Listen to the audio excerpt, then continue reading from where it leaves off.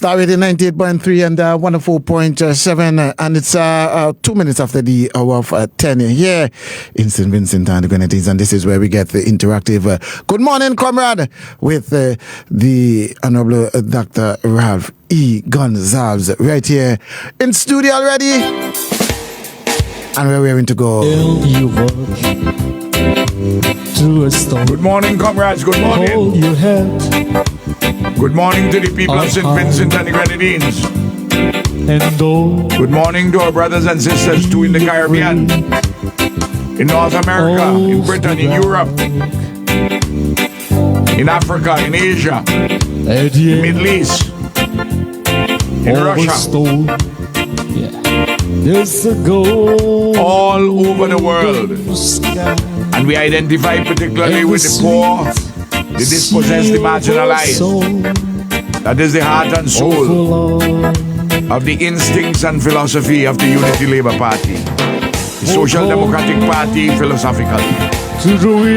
One which has people at its core, at its center, nationalists, anti-imperialists, defending our sovereignty and our independence in the interests of our own people.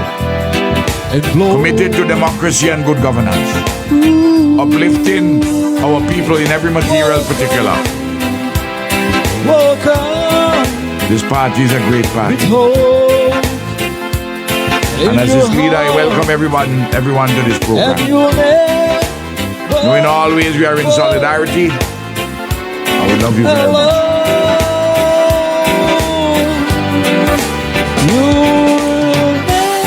You'll never walk alone.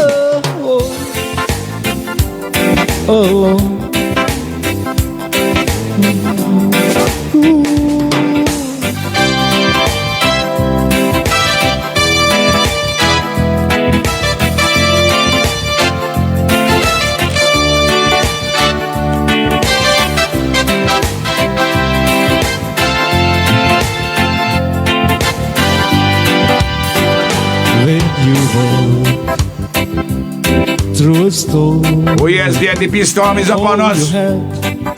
Hold your head up high. And don't be afraid of the darkness that the NDP has brought upon this country and its people. Of the dark. Don't be afraid of the dark. Know that at the end of this storm, there is a golden sky. A promise of a much better future. And you'll hear the sweet silver song of labor. Walk on to the rain. Walk on through the wind and through the rain.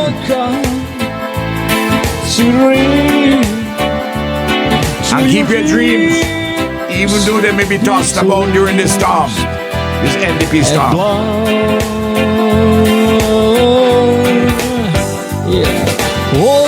Walk on, holding hands together. And keep fresh hope in your heart.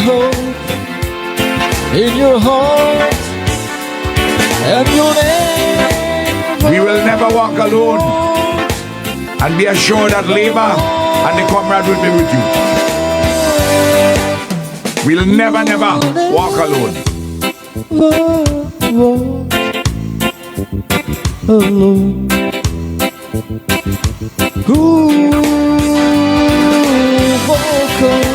Walk on. Oh yes. Hope in your heart. Eternal hurt. And your name,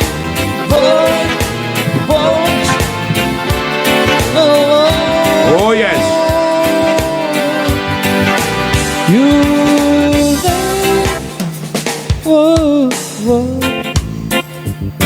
alone. Never walk alone. Oh yes. Solidarity and love. Never walk alone. Well, as always, comrades and friends, on this program, before we get into all the major issues, I usually make some preliminary comments. You may see me with this band here this morning. I was in the High Court of Justice. I just came from there. I was accorded the honor and the privilege to move the call to the bar of St. Vincent and the Grenadines, a very distinguished jurist, the Director of Public Prosecution of Bermuda. She, Cindy Clark, is going to do an amicus curiae presentation before the CCJ, the Caribbean Court of Justice. And she had to be called in one of the jurisdictions of the full members of CARICOM. And I was very pleased to move a call. It was the first time for over 25 years that I've been in the courtroom and put on my gong again. It was like, you don't forget riding your bicycle, you know. So I was very pleased to do that this morning. Ronnie Marks was with me. You all may see a few photographs because, you know, when you have calls like these, there are a lot of photographs which are taken. Different people put them on different platforms. Yesterday, I visited in the morning at 10 o'clock the Georgetown Secondary School to present photographs and cash gifts to two outstanding athletes, and also cash gift to the school itself.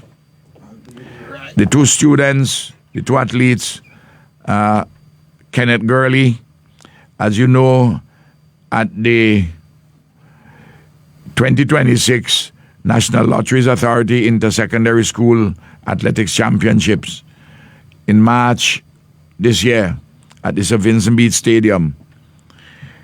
There were several outstanding performances by schools, by students at schools all over the country. But I was focusing as the parliamentary representative for North Central Windward to visit my outstanding students and schools. I had done, over the last few weeks, I had done so at the Georgetown Government Primary School and the George Stevens Secondary School at Connery. And yesterday was the turn for the Georgetown Secondary School. And the two athletes, student athletes, Kenneth Gurley, who ran in the senior boys category, he won a silver medal at the Inter-Secondary School Athletics Championship. Came second in the 800 meters in a time of 1 minute, 59.7 seconds. But he got gold in two other races. Gold medal, he came first in the 1500 meters in 4 minutes, 20.76 seconds. And also a gold medal in the 5,000 meters in 16 minutes, 13.5 seconds. And Natalia Collins, who ran in the junior girls category, she got a silver medal in the 100 meters in 13.52 seconds, and a silver, came second also in the 200 meters in 27.81 seconds. Now, I know the families of both of these, because Kenneth Gurley, who currently lives at he lives north of the river, Orange Hill Overland. He has roots, family roots in South Rivers in the Mackenzie and Hackshaw clans. And I know Natalia Collins' family in the Georgetown conurbation, Georgetown Langley Park conurbation. And I was happy also to present a gift, an envelope to the principal of the school. I was to take some books. I left them on my table in my study, because I give books to the schools also. I'll send those gifts. I told the principal I'll send the books or take them myself. Maybe later today or on Friday, because tomorrow is a holiday. a number of athletes from St. Vincent and Grenadines, including Kenneth Gurley. They've gone off to the Whitsuntide Games in Grenada, where you have 1,100 athletes from 7 countries, including St. Vincent and Grenadines, participating. The ULP government, we supported to the max participants from SVG. I understand there has not been as much support on this occasion, and I myself used to provide personal support to athletes. We do these things, and we don't make any big thing out of it, but we have to recognize these outstanding athletes. Yesterday evening, before I went to the National Council meeting, I stopped in the North Union area to see Bishop Hollis Charles. He actually lives at the gate of Chester Cottage. And he was the pastor in charge of the church in Langley Park and the one in North Union. The one in Langley Park is being pastored by somebody else now. But he has still strong links with it because of his seniority. This is 58 years now that he's in the ministry. And unfortunately, a few weeks ago, Bishop Charles, whom you hear all the time on national radio, on NBC radio, there was a fire in his house. Fortunately, he was saved. He got some problems from the fumes of the fire and also some scorching on the head, and I think affected his eyes. He was in ICU for a little while and then hospital generally, but he came out. He's living in the downstairs apartment of the church in Union, in North Union. You know, it's amazing. When I of course, I had been in touch as to his condition through, even when I was away in Jamaica, through Starsky, his adopted son. And Starsky used to be in the police force. He was on my security detail when I was Prime Minister, but he's into private business now, in trucking. Good man, Starsky. But what was amazing when I spoke to my dear brother and friend, Bishop Charles, yesterday evening, was that though he was concerned about the rebuilding of his house, he was far more concerned about the condition of his church in North Union. Because, and I'm making a plea over the radio station for assistance, when we were in government, we gave some materials and galvanized and the like, but the deterioration has set in further. As happens, and a lot of people who in the NDP don't understand this. They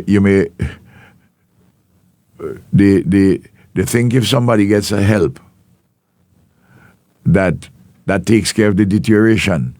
Maybe it does to some degree, but there are things which you don't see at the moment. You deal with the worst features and then others deteriorate, and he really needs, the church needs help, needs real support. And I think the business community, the government, individuals should chip in and help Bishop Charles, because a man who has served for 58 years in the Christian ministry, he deserves, before he goes into retirement, to leave the church which he's pastoring in a good physical condition. And it's a big church, and it houses, for instance, every every year, the Lowmans Primary School, government primary school, they hold their graduation there because it's a big hall. There's a big church. It's cavernous and it's well appointed internally. Some of the furniture started to deteriorate over the years, as you would expect. But we all need, I'm making a plug, persons to give generously to the church fund in respect of Bishop Charles. If you can't get in touch with him, you could get in touch with me, and I would always be in touch with him and to tell him who wants to help. But it's important. He has touched so many lives. He has done such fantastic work.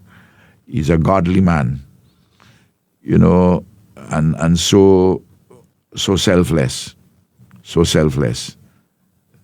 a loving soul, and we need to help his church. I know there are other churches which need help, but I'm making a very special plea in all the circumstances for Bishop Hollis Charles. 2 evenings ago,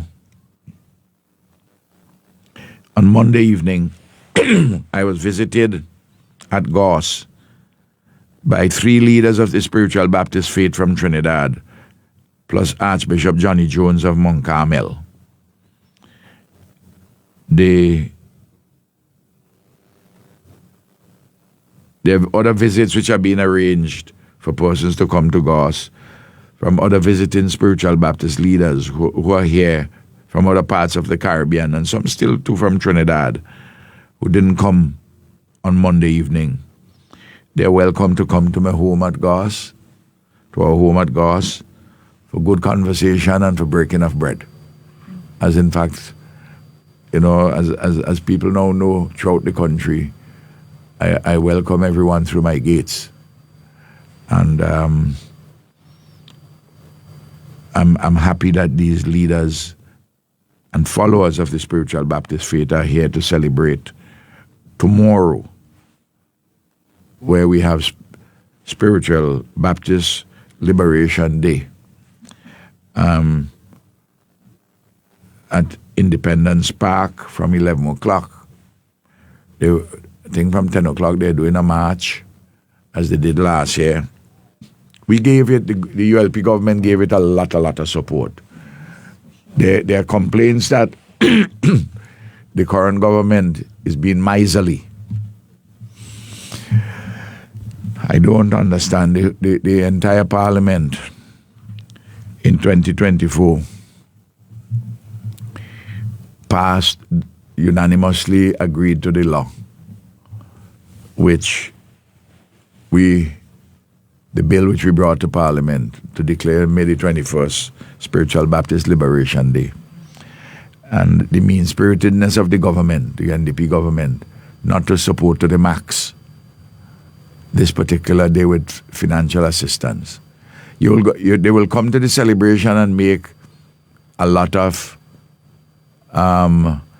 statements, but you have to back up your words with meaningful action. I know there are people in the cabinet are complaining that the government is not giving sufficient support. In fact, when Spiritual Baptists approach them, they themselves, many of the current cabinet members are saying, well, Ralph gave more support. They say Ralph gave support to the max. They don't have to go over all the details of the support, but there's substantial support. And, this austerity which the NDP government has implemented, which I've already said is a wrong and dangerous idea generally, but specifically for St. Vincent and the Grenadines, and specifically at this time of an impending global recession. You have a global and regional economic slowdown already, and you have it's dead now in St. Vincent, but they're cutting spending all about, and I'll talk more about that later. The cutting spending, while the cutting spending on a matter like this for the Spiritual Baptist Day, Liberation Day, which will bring great joy to the 10% of the population, according to the census, who have identified themselves as Spiritual Baptists. The number is probably larger, but that is the numbers identified by to the census taker. Because sometimes a person would be Spiritual Baptist, but they baptize or they get dedicated as Anglican or Catholic or Methodist or something else now. But become Spiritual Baptists during their mature life. But sometimes when officials go to them, they don't say they're Spiritual Baptists. They may say they're Methodist, Catholic, Anglican, or something else. But in any case, the numbers are substantial. And as I've always said, persons who are in leadership, who know the price of everything and the value of nothing, are not really fit to lead. You know, the price of everything and the value of nothing. And this is a big celebration, bringing in a lot of people from the Caribbean. It strengthens regional integration. And St. Vincent and Grenadines, here is the home of Spiritual Baptists. If I'm sounding more like a Spiritual Baptist than a Roman Catholic and advertising it, is because this is so important to our country, so important to religious freedom, and the established churches, particularly the Catholics and the Anglicans, who, when the Spiritual Baptists were banned from practicing their religion and it was criminalized in 1912 by the colonial authorities, that they, the successors in the Catholic Church and the Roman Catholic Church, they have a special obligation to embrace atonement, where their predecessors joined with the state authorities, the colonialists, to ban and criminalize the practice of the Spiritual Baptist religion. Of course, the Anglican Church and the Catholic Church today are not like that. The members, the leaders, but they too, and all Christian people in our country, indeed all persons, whether you're Christian or if you're Muslim or what, a person of faith, you have to celebrate this. And even if you're a non-believer, you have the right to believe or not believe. That is the freedom of religion, freedom of a belief system. And this is a vital day in the calendar of our country, and it should be properly supported. Now, there are some people in the NDP leadership who, despite the fact they're not providing the support, want to play politics with it to see who they could keep off from going on the official program and so forth. I get the news, you know. People say, "Oh, you get these things." I say it like how the old people used to tell me in when I was a boy. Well, Ralph, you don't have to say who bring the news, you know. You have to say ants bring them. Ants bring the news, Gil. You know, in other words, you know the crazy ants them move up and down. What you call the crazy ants in the village. You know, all these not they don't necessarily sting you, but they're up and down. So they say ants bring you news. A lovely metaphor. Now, on the 23rd, Saturday the 23rd of this month, Generation Next Youth Organization of the Spiritual Baptists, they're having a breakfast brunch from 7 o'clock until about 10 o'clock at the Calaqua Anglican Hall. And tickets are for $40 for adults and $25 for children under 12. Well, I suspect that if you go with a baby, they wouldn't charge you, but it's $40 for adults. I want to say that while I'm doing the work, moving about the constituency and the country, and doing the political work otherwise, I had to do regional international work. And I'm making arrangements to visit Guyana for its 60th anniversary of independence, which is the 26th of May. Few days' time.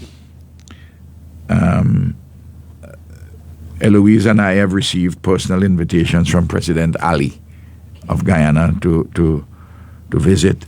It happens purely coincidentally that the 26th of May is also Eloise's birthday. Wow. So she was born in 1960. Best month PM. So she was, so you'll see her age, and she's holding up good. She's doing very well. As you know, it's in the matter of public record that she had a particular health problem for which she had to do an operation, and there are certain residual consequences to that, but she's doing fine. I'm also making arrangements, and arrangements are being also made on my behalf to visit London and Ghana for reparations activities sometime around the middle of June. On the 17th, 18th, and 19th of June, as I outlined last Monday, the government of Ghana is holding a follow-up convocation on reparations. A follow-up from the March 25th, 2026 United Nations General Assembly vote overwhelmingly on the issue of reparations and the marking out the enslavement of African bodies and the Atlantic slave trade in African bodies. There have been the most serious, heinous, gravest of the crimes against humanity. And President John Mahama of Ghana, is doing fantastic work leading the African Union in this regard. And we in CARICOM and Ghana, we are on one, and with the African Union, we are on one page addressing the question of reparations. And I'm sure that there would be delegations from North America, Latin America, Europe, certainly the Caribbean, and definitely Africa. I know we have to help to provide leadership regionally and globally while we're doing it in St. Vincent and the Grenadines. I'm talking about the Unity Labour Party, the matters for which we stand strong on. I want to remind everyone that the problems in Cuba, the dire situation in Cuba, is a consequence of the intensification of the United States illegal and criminal embargo against Cuba, that it continues. On February the 6th, the Unity Labour Party had issued a statement, and I've repeatedly been calling for CARICOM to do certain things to assist Cuba. It's our moral duty, obligation, and several CARICOM countries have helped. The government of St. Vincent and the Grenadines announced that they were going to provide $100,000. It hasn't been provided yet. I had suggested also that the government organize with the Eastern Caribbean group of companies to send flour and rice. And Jomo Keito, the CEO of the flour mill and the rice mill in here in St. Vincent and Grenadines could make the arrangements with the transportation and so forth. I did it with rice on 2 occasions when they had specific difficulties. I also made the point that I think that $100,000 is not enough. It should at least, in addition to the rice and flour, at least be 200,000, 250,000 US. And we have benefited so much from Cuba, but apart from that, is the principle at stake. I also suggested that CARICOM indicate to Cuba that for the ambassadors in all of these countries, because Cuba has ambassadors in every single country, in CARICOM, that we say to Cuba, we know that money is tight with you, that we will take care, we will provide an interest-free loan for you for at least a year to take care of your expenses here for your embassies and each of the countries. And we should take the lead in doing that, St. Vincent and the Grenadines, but the government here is not being proactive, and these are specific things I'm urging. And I'm also saying that a conversation should be had with Venezuela and the United States of America in relation to for oil to go to Cuba from Venezuela as was happening. The American government has put a blockage on all of that. I mean, it's criminal what is happening in the country because of the American blockade, and we have to say so. It's not because the United States of America is powerful. We have excellent relations with the United States of America, and we must continue to have very good relations with America. It's in our interest, it's in their interest. But when we see they're doing things which are so clearly wrong and against humanity, we have to talk out about it. Otherwise, what are we? We'll be a version of serfs, SEIFS, and a version of indentured servants, and a version of those who are enslaved. No, we have to all talk out with one voice. If you notice, overwhelmingly every year, there is a United Nations resolution denouncing this blockade. Overwhelmingly, and European countries vote for many of them vote for the lifting of the blockade, this embargo on Cuba. And I'm appealing to President Trump and Marco Rubio, the Secretary of State, who has Cuban parents. The negotiations which are going on with the Cuban government, that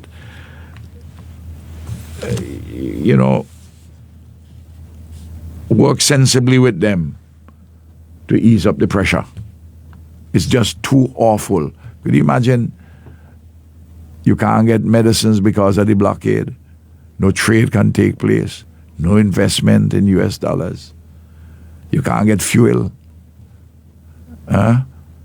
because of the blockade. I mean, it's just terrible. They're tightening the screws, the Americans. They want to starve the Cuban nation and people into submission. It's incredible that this could be happening in the 21st century. The Pope Leo has spoken out against this particular illegal action by the United States of America. Now, so I reiterate all that I've been saying in relation to Cuba. People say to me, But Ralph, you're not afraid that America will bring reprisals in one way or the other against you or persons close to you. No, I appeal to the better side of the United States of America. And I don't want any personal adverse consequences to me or anybody close to me or to my party. But if I can't talk out about these things, why am I alive? Huh? Eh?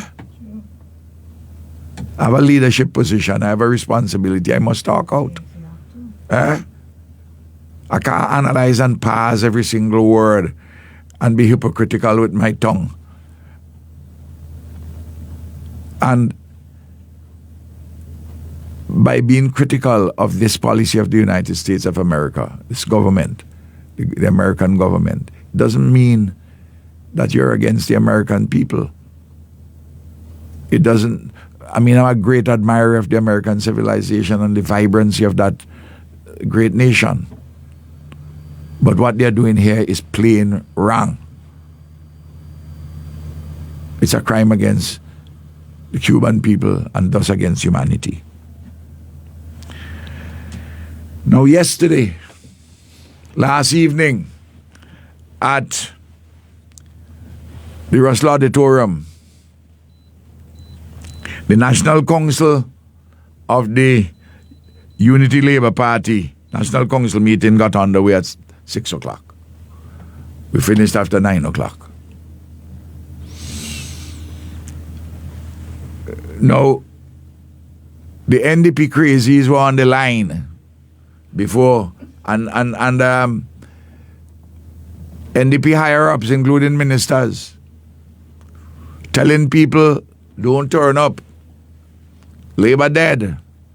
What's your job? Threatening, trying to see if they could frighten people.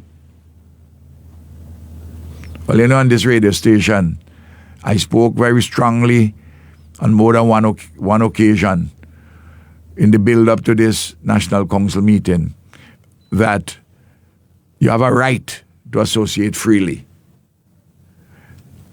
And if you are fearful as to what this wicked, backward, malignant, anti-people NDP government, that if you are fearful of what they are doing, they will do things to you. But if you're not fearful and you stand up in solidarity with one another, they're not going to be able to touch you. They're only going to be able to touch you if you're frightened, and you're there by yourself.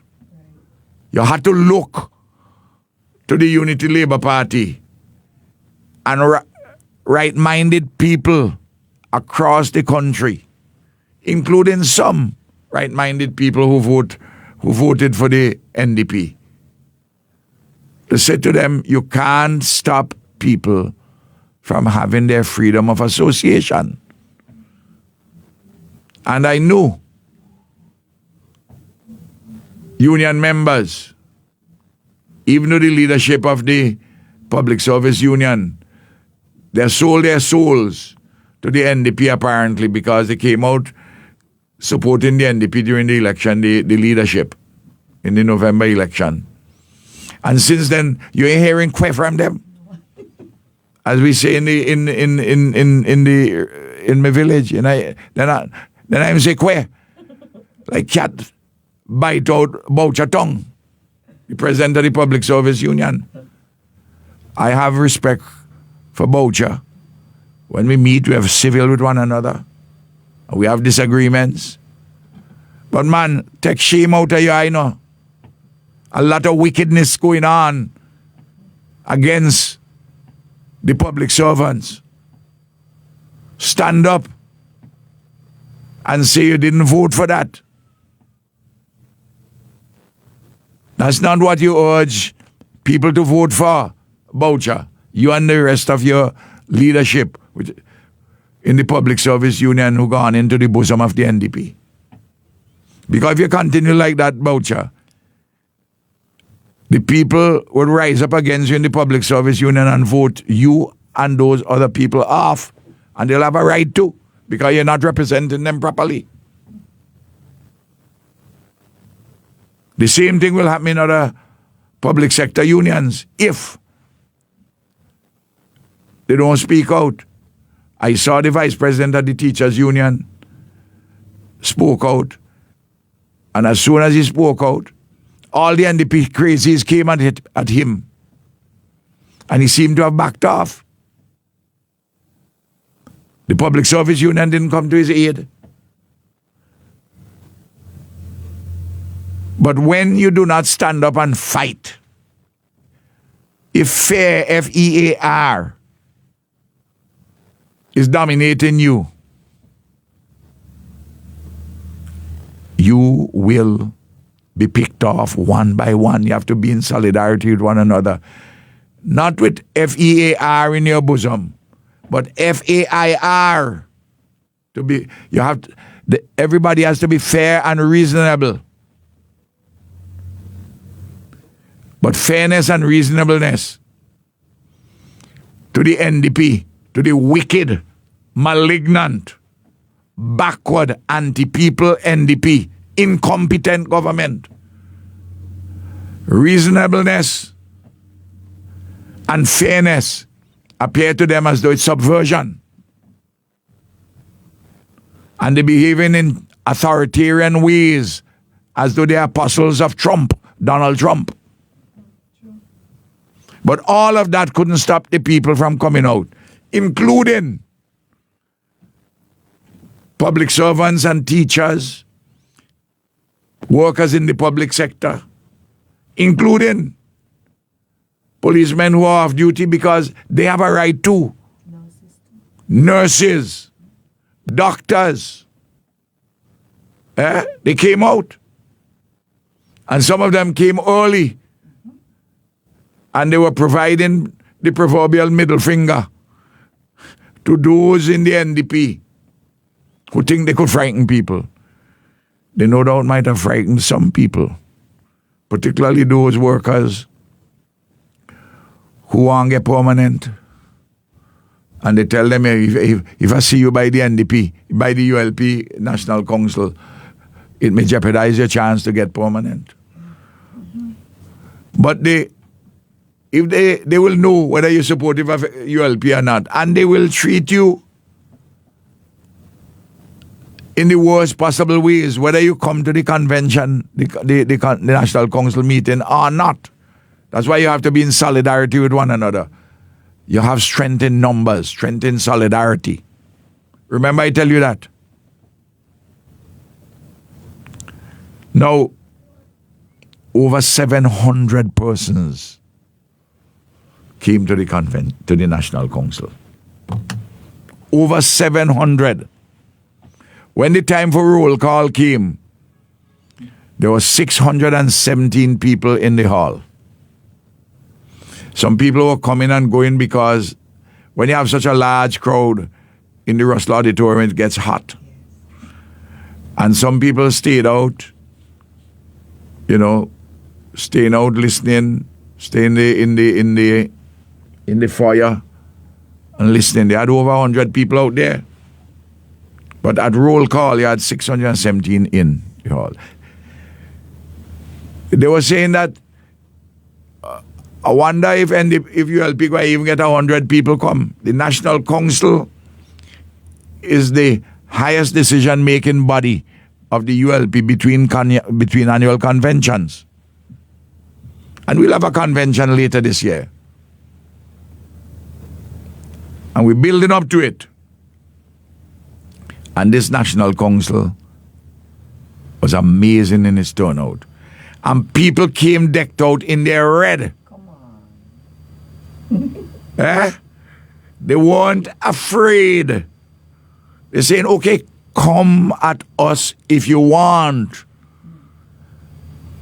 The people are saying, you think you have 14-1? There are 44% of the people who voted for Labour.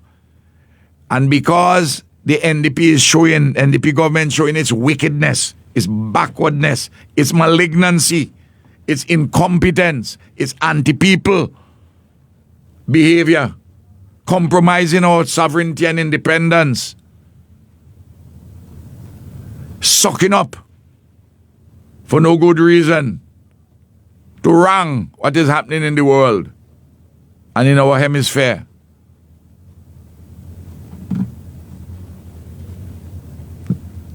People today, if you were to have an election, I am confident that the NDP would lose because the amount of pressure on people now. People are all about saying, "I want back my vote." People openly telling the NDP ministers and representatives, "Don't come and talk to us again." They don't vex with them and it ain't 6 months yet. And they're fighting up one another, and I'll come to that shortly. They're fighting up one another in the cabinet. And they're fighting up against one another on the social media for all kind of reasons. And it couldn't happen to some better people, as you will say. Let them fight up with one another. I had predicted that, you know. I had predicted that they will cannibalize one another. Yes. Cannibalize one another meaning that they're going to yam up one another. That's what it means. And they're yamming up one another right now. And I gave the reasons during my budget presentation as to why they will cannibalize one another. And everything I say has come to pass. At a personal level yesterday, I must tell you, last evening, I felt so fortified. When I entered the hall, the proceedings had already started, and chairman of the party, Edwin Snag, saw me and announced that I was entering the hall. Every man and woman stood up and applauding and singing and shouting with the songs played by Eminem. I must tell you, it was a touching, emotional moment. Similarly, when I was introduced to speak on the program, something similar happened. The people who gathered were saying to me, "Comrade Ralph, you have served us well.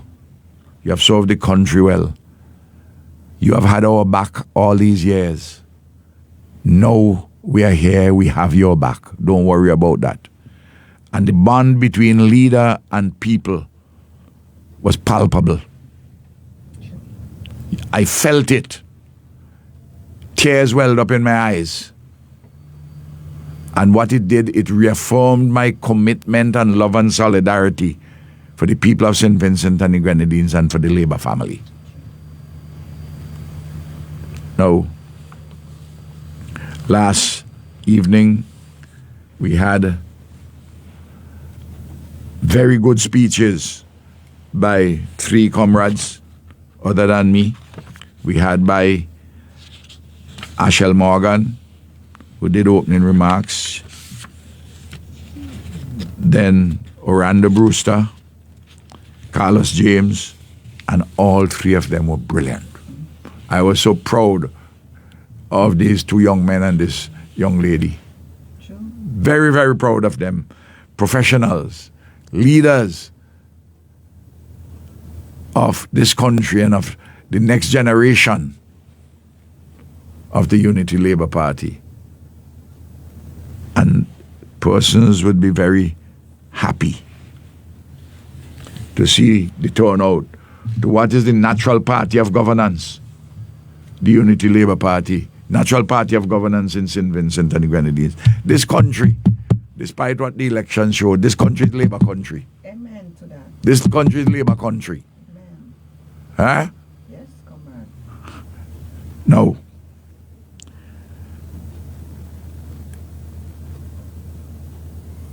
What was the theme of my own address? Turning a setback into an advance. And I would, just in a summary way, read from my notes of what I said.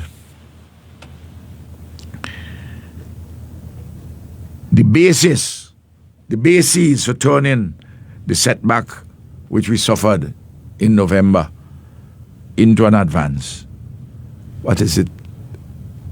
What is the basis for doing this, turning the setback into an advance? Solidarity with each other. Love for one another. Fresh hope for our country. Faith in our God. This nation is founded on the belief in the supremacy of God and the freedom and dignity of man and woman. Believe in ourselves as a Labour family and as a people to make our party stronger for the purpose of lifting SVG higher and better than ever in the interest of all the people of our blessed country. Solidarity, love, fresh hope, faith, belief in ourselves as a Labour family and as a people to make our party stronger for the purpose of lifting SVG higher and better than ever in the people's interest. And I went through a lot of details and I elaborated on these. And I pointed out practical things which we have to do. Over 27,000 people voted for us. We have to have most, if not all of those, move from supporters to members. We have a membership, a party membership of approximately close to half of that number. But the others we should get as members. I should go on a membership drive. Our constituency councils have to be very active. The women's arm and the youth arm. Central executive, the national council, national convention, all the organs of the party. Star Radio is central in this work going forward. Social media. We have to be very much involved and in the leadership of sporting, cultural organizations, NGOs, trade unions in this country. We have established the People's Defense Committee to defend our rights and to extend them. And the objective of all of this work is to have the ULP return to office in the shortest possible time, to save our country from this wicked, malignant, backward, incompetent, anti-people NDP government, which is selling out our country for foreigners, for terrible elements coming from overseas, compromising unacceptably our sovereignty and independence, behaving in the most backward colonial fashion, Trumpian manner. We have to get rid of this government in the shortest possible time, constitutionally, legally. And we have to do so that we could improve markedly through a ULP government the condition of our people's lives and to restore the standing of St. Vincent and the Grenadines regionally and globally. This is our beloved nation. People treating St. Vincent and the Grenadines name now globally and regionally as people are asking all about what kind of thing people do. What kind of thing people do. And the people of St. Vincent and the Grenadines are increasingly realizing that they made a mistake. They may have had reason, but they realized that they made a mistake in the last election. But they know too that it is their right as a free and democratic people to make a mistake. And I'm urging them to accept that it is the right also. Sorry, it is their duty and their obligation also to correct the mistake at the earliest possible opportunity. People are comparing and they're realizing that over the record of the ULP for the near 25 years we have been in office has been transformative, making people's lives far better than ever and placing SVG on a path to be a first world nation in a very short period of time. And they want to go back to that now. They want that transformative path to be reignited. And all this hard, smart, and magnificent work of the ULP and our nation is now being dismantled swiftly by the NDP government. This wicked, malignant, backward, anti-people government which is compromising and selling out our nation's sovereignty and independence, behaving backward in authoritarian ways like the colonial regime of the past and like Trumpian people today. That's what is happening.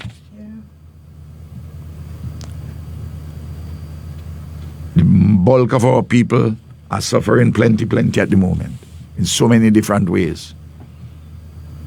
The government is in shambles and the people of the country know that. The government is in shambles in the mishandling of the economy, poor governance. They wanted to amend the constitution in a self-serving manner, backdate the change. They had to pull that back because of the pressure from the people. We see how they're behaving in the police force, the civil service. They have this slavish obeisance to imperialism. They wrecking our society's social safety net which we left. They're victimizing and bullying people. And if you think there's peril now, wait until over the next few months. You will see sackcloth and ashes. No. And they are mortally afraid of what's going to happen in the cases against Friday and Bramble, the election cases. I understand yesterday, in relation to those cases, that there were further case management, and the 28th, 29th, 30th, you will have cross-examination of the documentation statements which have been made, affidavits and the like. But in November there will be the presentations. They're trying to drag it. There will be the submissions argued. But they could run but they can't hide. Eh? And night had to meet up day. Yes. Eh? And the longer they drag it, the more there is nervousness among them, the more they yam up one another. So if they think they're playing for time, they can't play for a draw, you know. This ain't cricket. You don't get a draw in politics, you know. You either win or you lose. You hear me? Yes. And it takes time to kill ants. Mona want to look at your Eh? And I remind everybody, a long rope does hang cattle, you know. A short rope. So go on. Go on. Go on. And I'm telling you this, and the people know that, and they know it too. Some of the crazier ones among them would like to see my life shortened in this, the land of the living.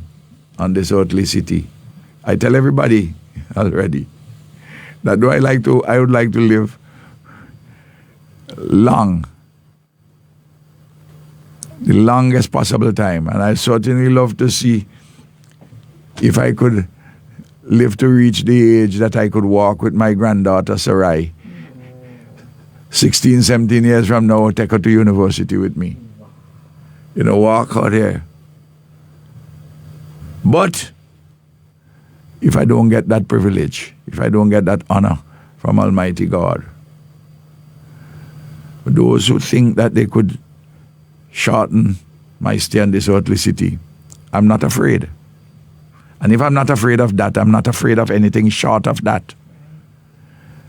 And as I tell everybody, and I told the National Council yesterday, even when the time comes for me to demit participation in electoral politics, I'm not going to fade away. I'm a soldier of labor. I'm an ancient warrior. My back is broad, and I'll be here until my last breath to defend the working people, the poor, the nation of St. Vincent and the Grenadines, to uplift the middle class further, to see that businessmen carry out their legitimate activities and make money, and along with workers and others, create wealth in this country to develop further St. Vincent and the Grenadines in freedom, in dignity, in democracy, in good governance. We in the ULP never promised perfect governance, because we're only going to have perfection when we all go to Beulah land. But we provide good governance. And where we have made mistakes, we must be self-critical.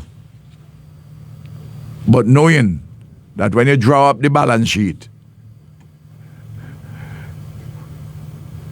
the good, the great, the transformative activities for the better will lift the lives of the people of our country far better than ever before.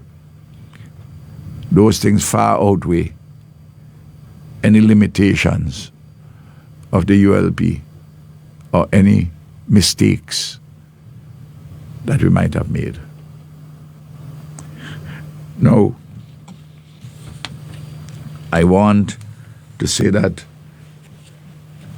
yesterday, last evening, was magnificent. The Unity Labour Party is a remarkable political organization. I want you to tell me anywhere else in the Caribbean, indeed anywhere else in the world, less than 6 months ago, we lost the election 14-1. Though, of course, we got 44% of the vote, so we got the wrong end of the stick in the first past the post electoral system. I accept that. Sometimes it works in your favor, sometimes it works against you. But 44% of the vote. And I'm sure our support is much higher now because of how this wicked, malignant government has been behaving. I'm not mincing words about them, I'm not mincing words about them. Straight. And me not afraid. Not know that. Me not afraid at all. Me not afraid one bit. And I want the people to understand that. The region and the world know that the Comrade are afraid, And the people in St. Vincent and Grenadines, and the people know it too, The leaders know it too, Them are the one who afraid of me. Because I like a baseman in the head. Yes. Because they taking the thing to heart one more than 14. No. It has been reported to me that overnight the NDP has been in total confusion about the turnout at the National Council. True. Those who want to deny the facts before their eye, they say, oh, that's artificial intelligence, that's AI. Yes. Well, go on, fool yourself. have illusions and delusions. Fool yourself. Go ahead. I like when you fool yourself. There's some of them who say, well, what happened there is a week. Well, it was a big week then. And we didn't sing Blessed Assurance. We didn't sing Amazing Grace. But I tell you, we are full with Blessed Assurance. Jesus is mine. You hear me? And those, we ain't sing Amazing Grace yesterday, but that Amazing Grace is in us. And increasingly, those who are blind now seeing.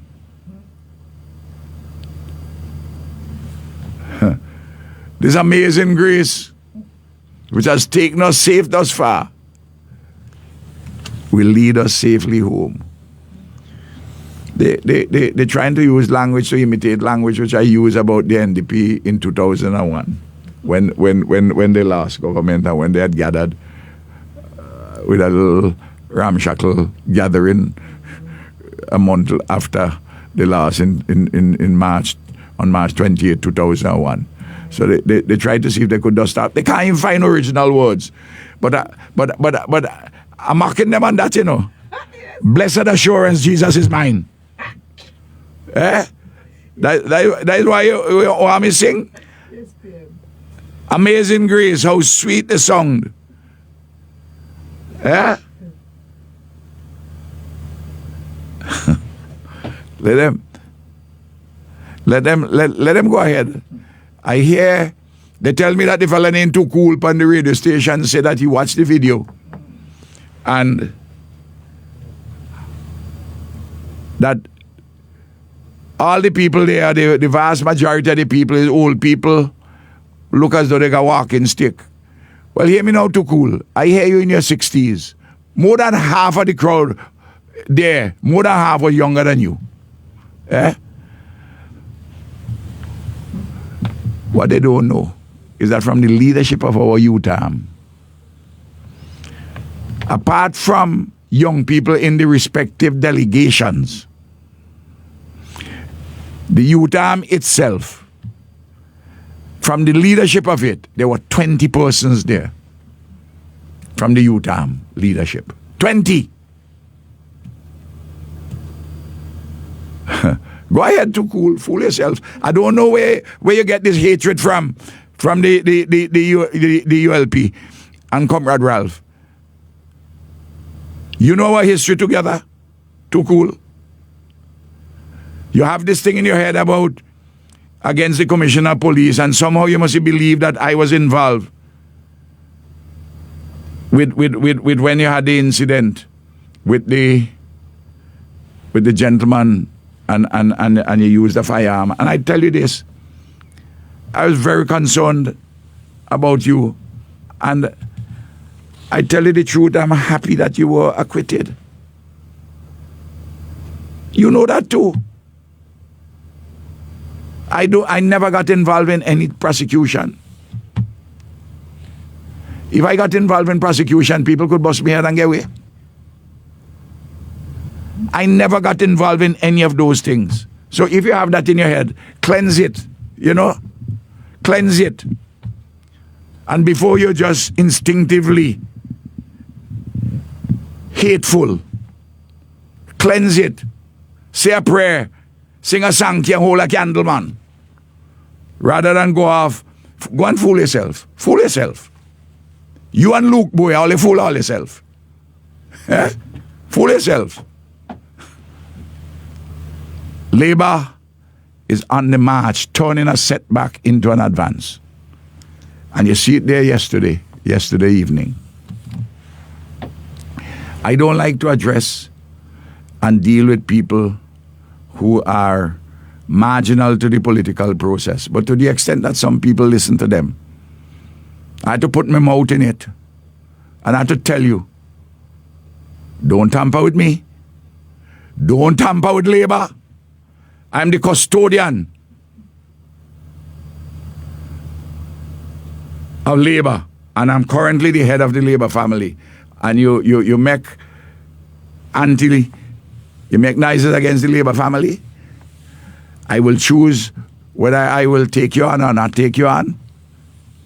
But as to this morning, I'm taking you on because you want to diminish the amazing turnout yesterday. I didn't hear you, it was reported to me. So if I'm reporting wrongly as to what you said this morning,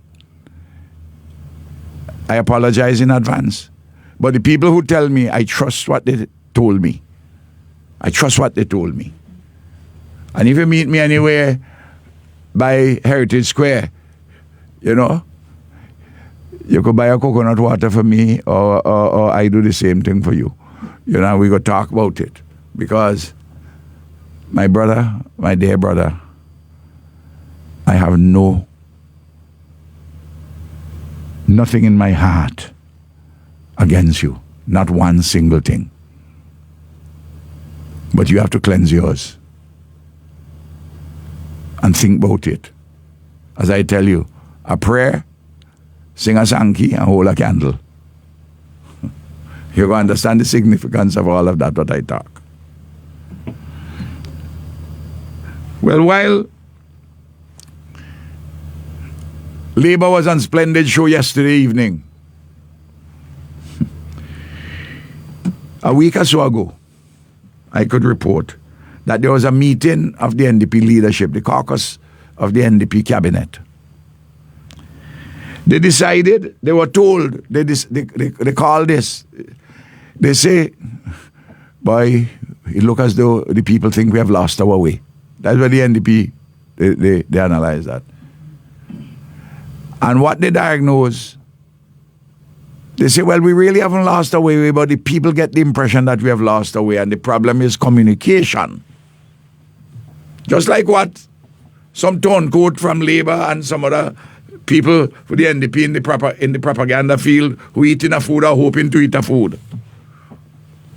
From the NDP government saying communication. But it's not communication. Because you communicate, my dear sister, if you have something good to communicate about. If you're doing good deeds for the people. Not if the government is in a shambles and you're stuffed with paranoia and authoritarian instincts. Anyway, they say what we must do is to make a flurry of announcements. So different set of them come out. You see Israel Bruce come out saying this. You see Shallow come out saying this. You see Friday coming out saying this. And so forth. They tell the cock he talk too much. And that he must talk less. They say he must pipe down. And he listened to them in the meeting with some humility. But you know that would be mock humility. You know the cock have to talk. Right. And he always will put his foot in his mouth. Yes. Always. Eh? Yes. No. So they say, make many declarations. Say many things. See if you could just smoke in people's eye. But the people seen clearly. The people seen clearly. And the people are not being distracted from the real and deepening hardship in the country brought about by the policies and actions of this wicked, malignant, incompetent, anti-people government, which compromising our independence and sovereignty and making people laugh at us regionally and worldwide. The Vision Now helped us. The Vision Now help us. Come on, the Vision Now program helped us. The Vision Now program help us. You know, people are experiencing the issues of political victimization and bullying. The firings, the shattering of the social safety net, the issues in housing and the issues on the lands, the dismantling of several ULP programs. You know, one of the things they're talking about right now, is to dismantle the home help for the elderly. That will be sad PM. You have 100 home helpers for the elderly. Just over $1 million the program costs. They help 300-400 people, old people, across the country. You hear me? People who you don't have institutional places that the Lewis put at home to put them. So you have to go into people's homes. That was the idea behind it, to take care of people in their homes. They want to dismantle it. Some people say they ain't going to be brave enough to dismantle it. But what they're going to do, they're going to close it down, call it something else, fire everybody who on the program, and bring in NDP people. But the people who are advising them on the austerity measures tell them by just having attrition or just simply slimming down this or that program ain't going to provide the reductions that they want for the austerity program. So they're trying to identify particular programs, full programs, which they must close down. But that is important. You hear me? But some people who are home helpers for the elderly, some of them who go about campaigning for NDP, they now realize the pain and they realize the prospects which are ahead for them. And they will don't understand what the comrade was talking to them about. It is true. They are so desperate. I'm told that politicians now for the NDP going at primary schools in their areas, saying they want to share uniforms and taking names as to how to share uniforms for the new term. Politicians sharing uniforms. That's where we reach. They ain't got nothing else to do. So they're busy doing nothing. The sharing of uniforms is done through public officials and policies set by a government with enough money to provide those supports for the people. They think that will solve the problem for them. It's going to make it worse. Because when you insert yourself like that, when people don't get, they're going to blame you. You, the politician, who insert yourself into this process. Now, you notice that a statement was made that 215 persons have come to the ULP and to the People's Defense Committees with issues concerning lands which were properly given out, approved to the chief surveyor, recommended to the chief surveyor, approved by cabinet. People who's paid money. You hear me? People who have paid money already. They go in lands and surveyors, they tell them they ain't taking any more money. Some who ain't pay yet, within the period, they say they ain't taking any money. They're reviewing. Well, the Minister of Housing had to come out and talk. And when he talk bare foolishness. He said they have a right to review. He doesn't understand this simple legal proposition. An offer has been made by the state, by the government.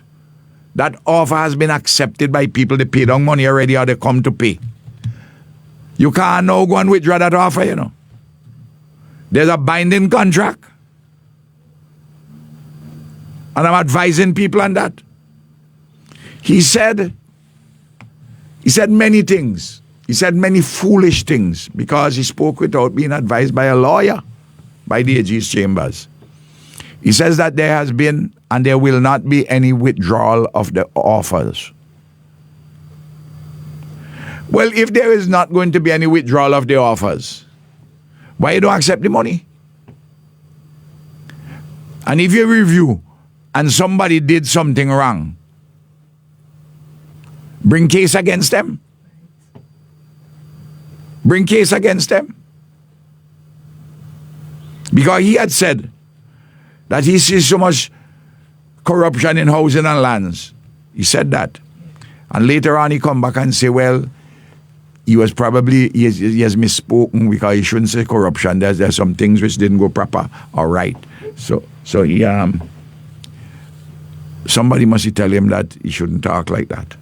I know the gentleman, and I have nothing against the gentleman. You notice that every time I talk about persons, I don't have anything against anybody. But I listen carefully to what they say. And it is my duty to address it. People will remember that on the Saturday morning after the election was Thursday. I leave them and let them celebrate, beat drum and do all kind of thing on the Friday.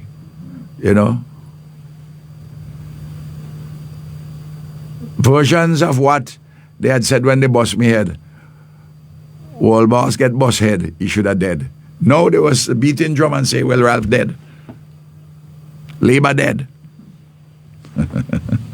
Well, fool yourself, have illusions and delusions. Fool yourself. And those propagandists on thing, let it fool yourself. Let it fool yourself. Take time and kill ants. True. No, metaphorically. Take time. No.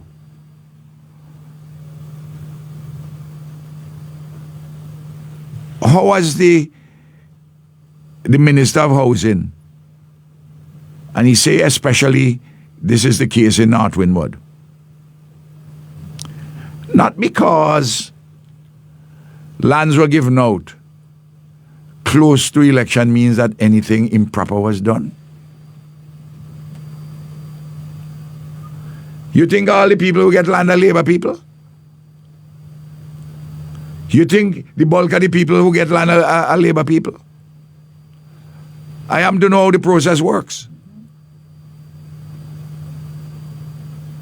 And people of all political stripes get land. Sure. And they must be given their land. You mustn't be whole, you must take their money. I see he tried to muddy the waters. I talk about John that some people get land so many years ago and build house on it and didn't pay for the land. They only pay some money. So what are you going to do? After they build the house and you're going to take away the land? You're going to take the house too? What kind of foolishness is this? But by all means, have recourse. And if they don't pay the money for the land, put them in court for say they ain't pay the money for the land. And have an order enforced against them to pay the money. But government give a piece of accord you a piece of land. You're supposed to pay $10,000 for the land. You pay $3,000, let us say. You build a house on it. You build a house for $50,000, $75,000, $100,000. So what government going to do? Take away your house? Say the land, say the house is on the land which ain't completely paid yet. And therefore it's still government land. You would lose in the court, I'm telling you. But you are rioting the land? Me could build my house on land. My dear sister, I ain't completely pay for it. You sit back. Government sit back and watch me build house on it. I there with my family. What are you going to do? Take me house? Well, come for it now. Come for it if you need a man. If you need a woman, come for it now. It's this kind of a... But that's to show you how bastard they are. They're talking bare foolishness. If my tongue is sharper this morning, it's because people are getting fed up. And I return to the point that I'm saying. The morning after the Friday, which passed, with all their jumping up, the Saturday morning I came on this radio station and I said, fate, history, and circumstance have accorded me a different role. That is to say, as leader of the opposition. And I shall carry it out with duty, with love, with dignity, to the best of my ability, so help me God. You could listen back to what I said. That's what I'm doing. Yes. I told the people that. I didn't choose, I didn't just say those words for show. Fate, history, and circumstance have put me in this role that I have. And I shall carry it out with a sense of duty, with dignity, with love, all of that to the best of my ability in the interest of the people of St. Vincent and the Grenadines, so help me God. That's what I'm doing. That's what I've been doing since the election results. You know, my brethren, what's his name? Man sick. Saying I ask why. Or we ask why. Why? Yes, and you ask why. But I tell you, from the first night, I didn't lose no sleep. I wasn't, not, my head was clear. Yes. Because I know where my duty lies. And where my love is located. And where my dignity is to be embraced and displayed. And that's what I'm doing, eh? That's what I'm doing. That's what I'm doing. This year is 58 years that I'm a political activist.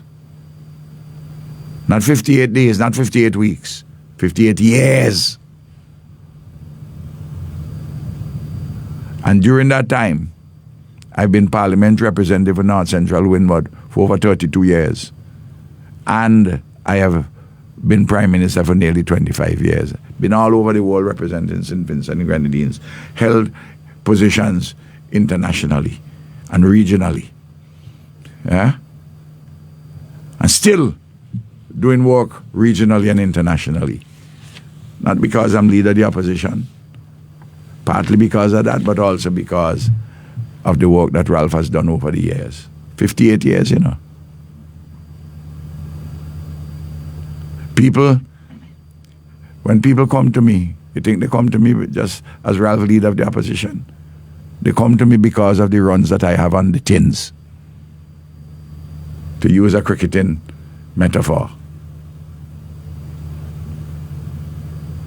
And I'm here to give the benefit of my knowledge, my experience, my wisdom, and my judgment for the people of St. Vincent and the Grenadines. And you know, the matter of I get the courage from a multiple set of sources. And most of all, I get it from a fundamental belief in Almighty God.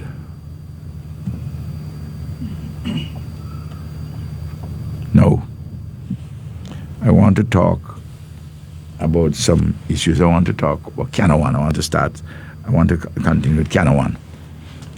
Now, you have heard me on Canawan before. About a week or so ago, Friday, and the Attorney General Louise Mitchell, a couple others, met with investors from Canawan. In the north, principally Mr. Pinataro, and in the south, by Dermot Desmond. That's to say, down by the marina. And I would say that Mr. Desmond has done good work. And he wants to do further good work. But I have said it openly before in the campaign, Pinataro should go. Since 2016, we have seen enough and our patience has worn thin. All his promises have come to naught. The homeowners in the north are highly dissatisfied with him.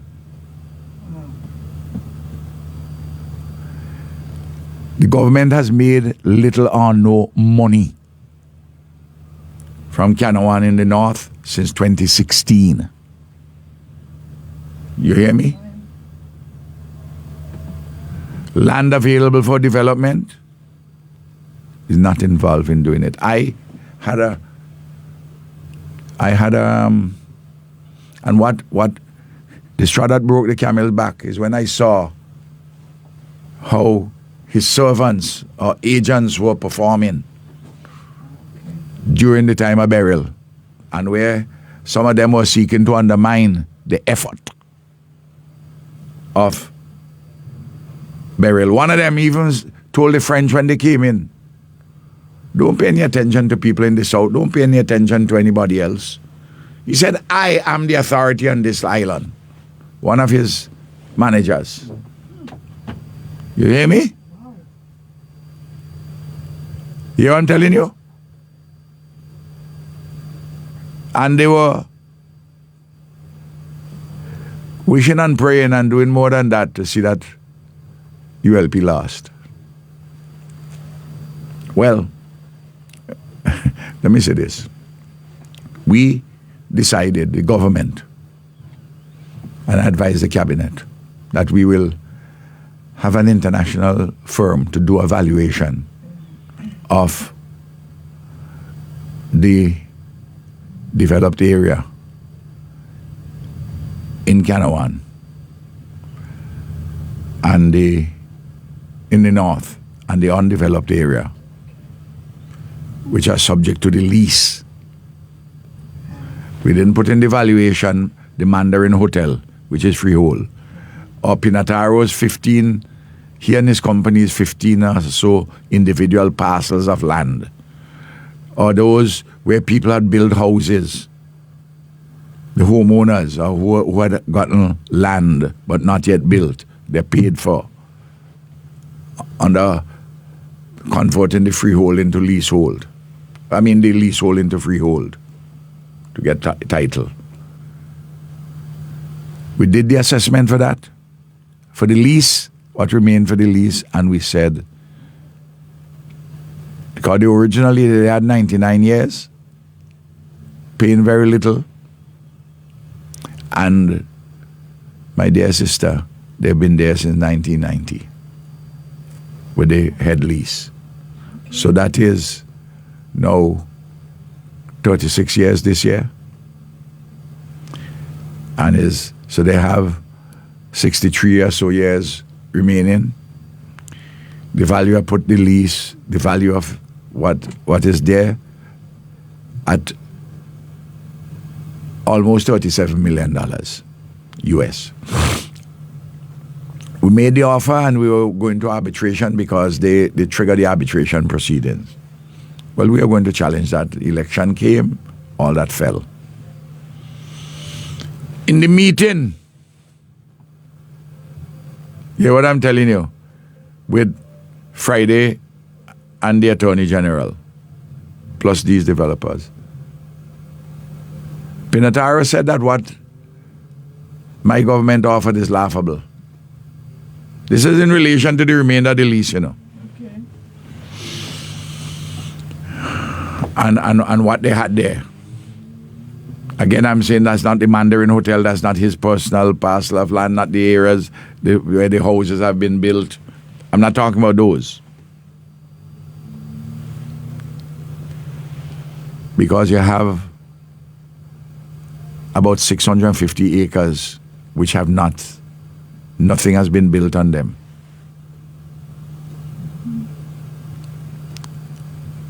Pinataro tell them that instead of he's selling out his portion, he's selling out the lease portion to take back the lease now. He will offer maximum 200 million US for the rest, which is about 650 acres. I mean, it's laughable. It's about $19 a acre. That ain't kind of one land. That must be land on Moncton and Peter's Hope. Eh? Kind of one land. And where we spend so much money developing Canawan, the public sector, which has improved the value up there, which you ain't got nothing to do with. You want to take all that benefit for yourself? You say you offer maximum 200,000. Well, I want you to do this. $200 million is $540 million Eastern Caribbean dollars. Each about 650 acres, give or take a few. An acre has 43,560 square feet. So by 560 acres, by 43,560 square feet, give you, according to the numbers which I calculate, 28,314,000 square feet. For $540 million. Pinataro must you think Vincent Chan's dotish? Eh? Yes, exactly. For Canawan land? Eh?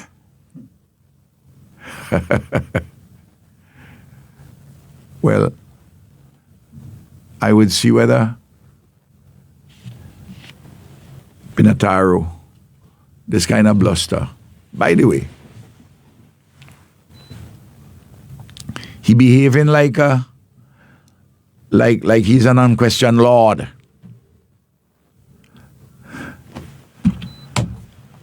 I'm advising the government. Examine him properly.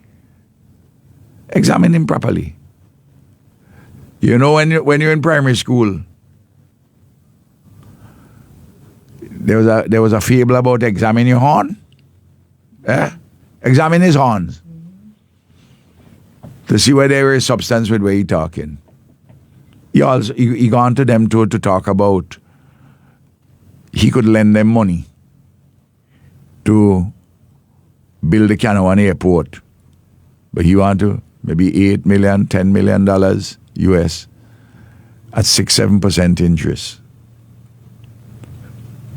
You just want to surface the thing and do some cosmetic work.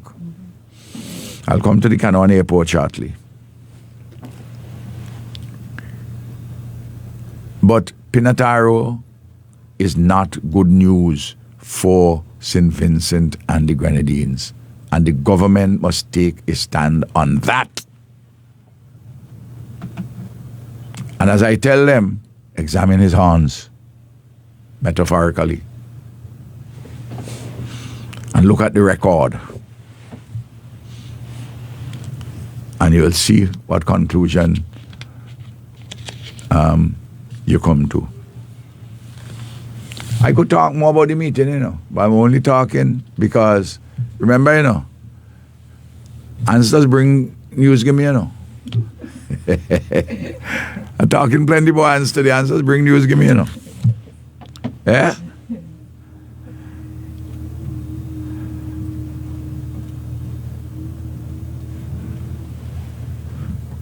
Which takes me into the matter of the airport in Canawan. Terence Oliver has announced, and he talked about it, he says that they're going to do the airport $46 million US dollars. Well, the truth is this.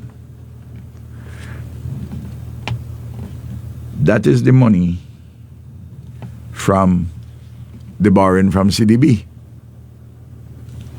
the Caribbean Development Bank. But we have to put in 10 million US plus just over 10 million US local contribution.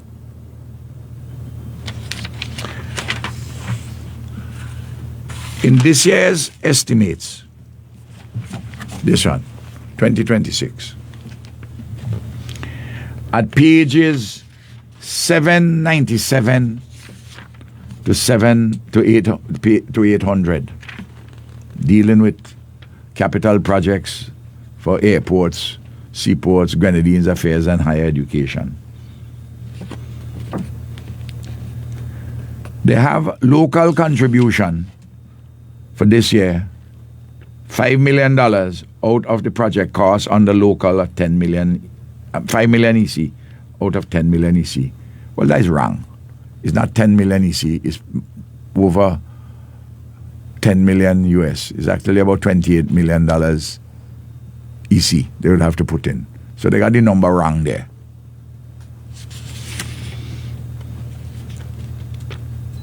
And they say they're going to spend this year 40 million EC from the loan, from the CDB loan.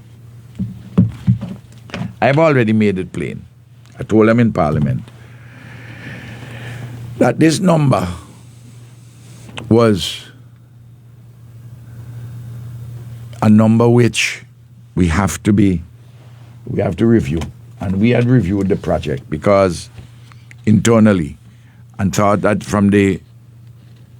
we could bring it down to about somewhere between 25 and 30 million US dollars by scaling back on certain things and by making certain savings elsewhere. And I will tell you, look, I know sometimes people who listen to me say, Ralph, you're giving them too much advice. But this is my country. Sure. And if I give advice and they follow it, the country will benefit. And the government will say, the people will say, well, Ralph did advise them. But they don't want to take my advice, you see, because, but that is, so they say in public, though in private, when they're discussing in cabinet, I look like an additional member of cabinet because there's called Ralph's name so much inside the cabinet. Eh? I like a baseman in their head beating, like shadow baseman. Doom, doom, doom, doom. Doom, doom, doom, doom. You know, they're doing something. If they articulate it, they say, they make reference. You know, if they even call Ralph's name, they make reference with meaning Ralph.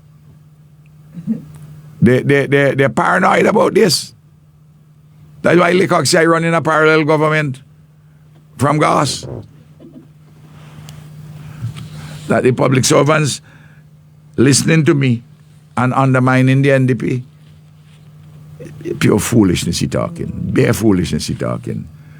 I don't call any public servants to undermine NDP at all, and I'll never do that. NDP is doing a splendid job of undermining themselves. True. I don't have to undermine NDP. They're undermining themselves. Why you think you think a whole set of the crazies, I don't want to call the name, jumping on them? By the way, you notice what other members of the cabinet doing?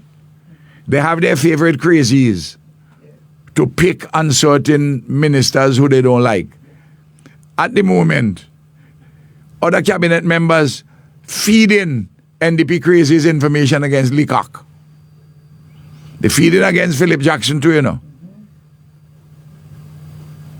But they feed it against Leacock. They feed it against Israel Bruce too, you know. And you see the cussing one another. No. What is this project? I have made it plain that unless you change what is happening in the north of Ganawan, and even to some extent what is happening at Soho House, which is on the property which is owned by the government, but which there's a lease to the Pinataro Group, where you had the Tamarind before, the Tamarind Hotel, near to the village. But for the airport, I say if you don't change what is happening, especially in the north, it doesn't make sense to spend 56, 57 million US dollars. You're talking about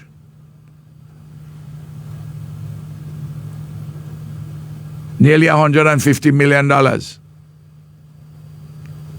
know what I'm telling you? Well, over $150 million, really. Approximately thereabout, EC.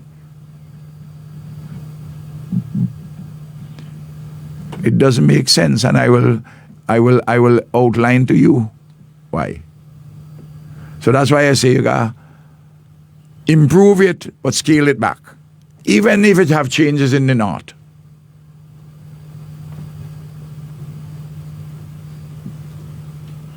And the worst of all options is to go borrow money from Pinataro to just do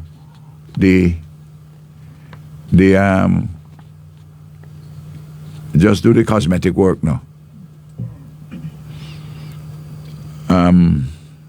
Because it means that you're tying yourself to his apron string. And why would you go and borrow expensive money from him when you can get money cheaper elsewhere? Let me tell you. By the way, this is a project which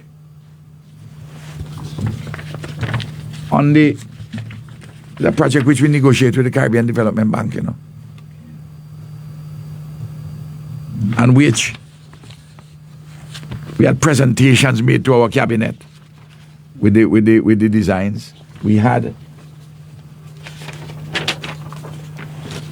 as late as November, before we left office on November the 19th, we got a letter from the director of the projects department of the CDB.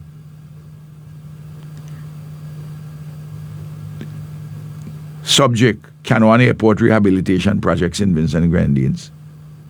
The management and staff of the Caribbean Development Bank wish to thank the government of St. Vincent and Grenadines for the opportunity to support the financing of the caption project. We look forward to the expected outcome of improved air transport access and enhanced climate resilience and operational safety of airport infrastructure in Canouan. Attaches a copy of the draft appraisal report, including the proposed terms and conditions applicable to the loan and grant, and the financing plan for the project for your review and consideration. We kindly request that you inform CDB of your acceptance of the terms and conditions, or alternatively of any aspects you may wish to negotiate. Your early response is necessary to facilitate submission to our Board of Directors for its 312th meeting on the December 11, 2025. We appreciate your attention to this matter and thank you for choosing CDB to support the government of St. Vincent and Grenadines on this important intervention. This is just a week before the election. And we gave instructions to the officials for them to work with the CDB. By the way, if we instruct, if we accept things from the chief surveyor 1-2 weeks before election, you tell me we can't do that then. So we can't do it with CDB either. The government functions until the government's life comes to an end. I don't know this cockeyed view that you mustn't do anything. The last year of your government, you must be a lame duck. or the last week. You're the government up to the last moment until a new government is sworn in. That's it. That's the law of the land. That's the constitution. No. What are the things supposed to be done? Rehabilitation of the runway.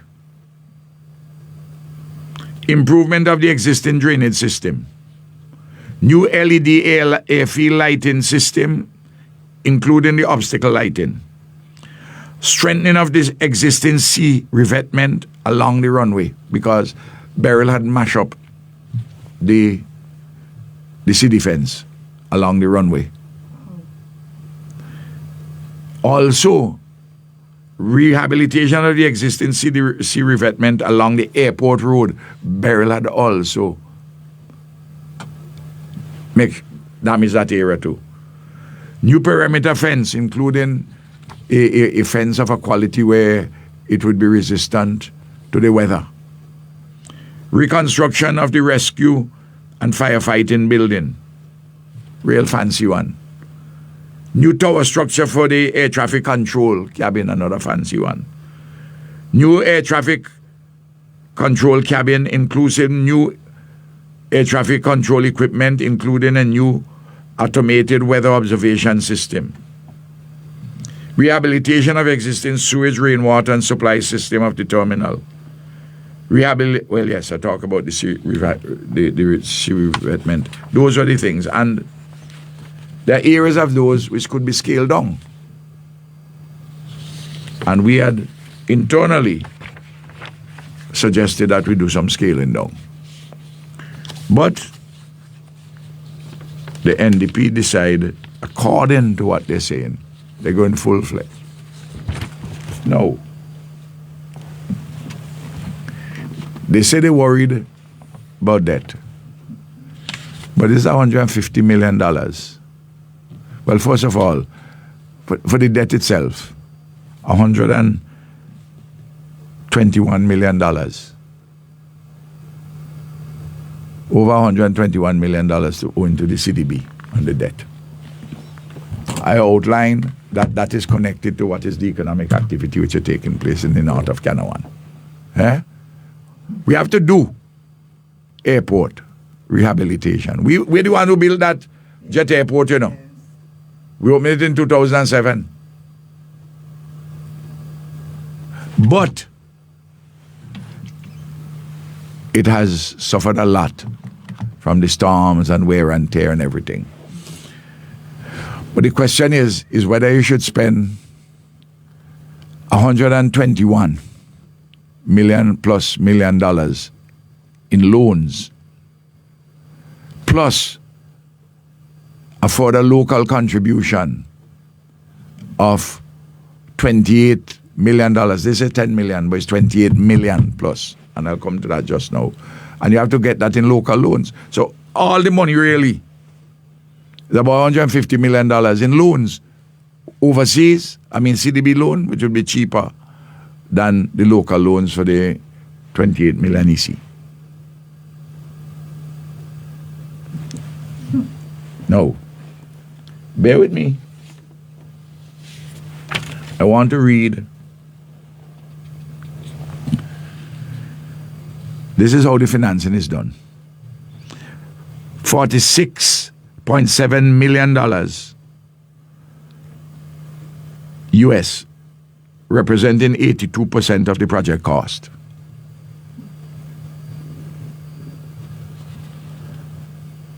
So that's the first thing. That's a loan from the CDB to the government of St. Vincent and Grenadines. There's a small grant of $125,000 US to finance capacity building and project support services. And then counterpart funding of $28,132,110. So they have counterpart funding here of only 10 million, but it's really supposed to be 28.1 million. This thing has many errors, eh? Okay. I had told them to correct. I drew some of the errors when I was speaking in the estimates and on the budget. But many of them, they didn't bother with me. They're still here. They still appear here. They will have to correct them though. If not now, sometime later. Yeah. But this is the corrected version. But the corrected version has a lot of mistakes still. Now, I want for people to understand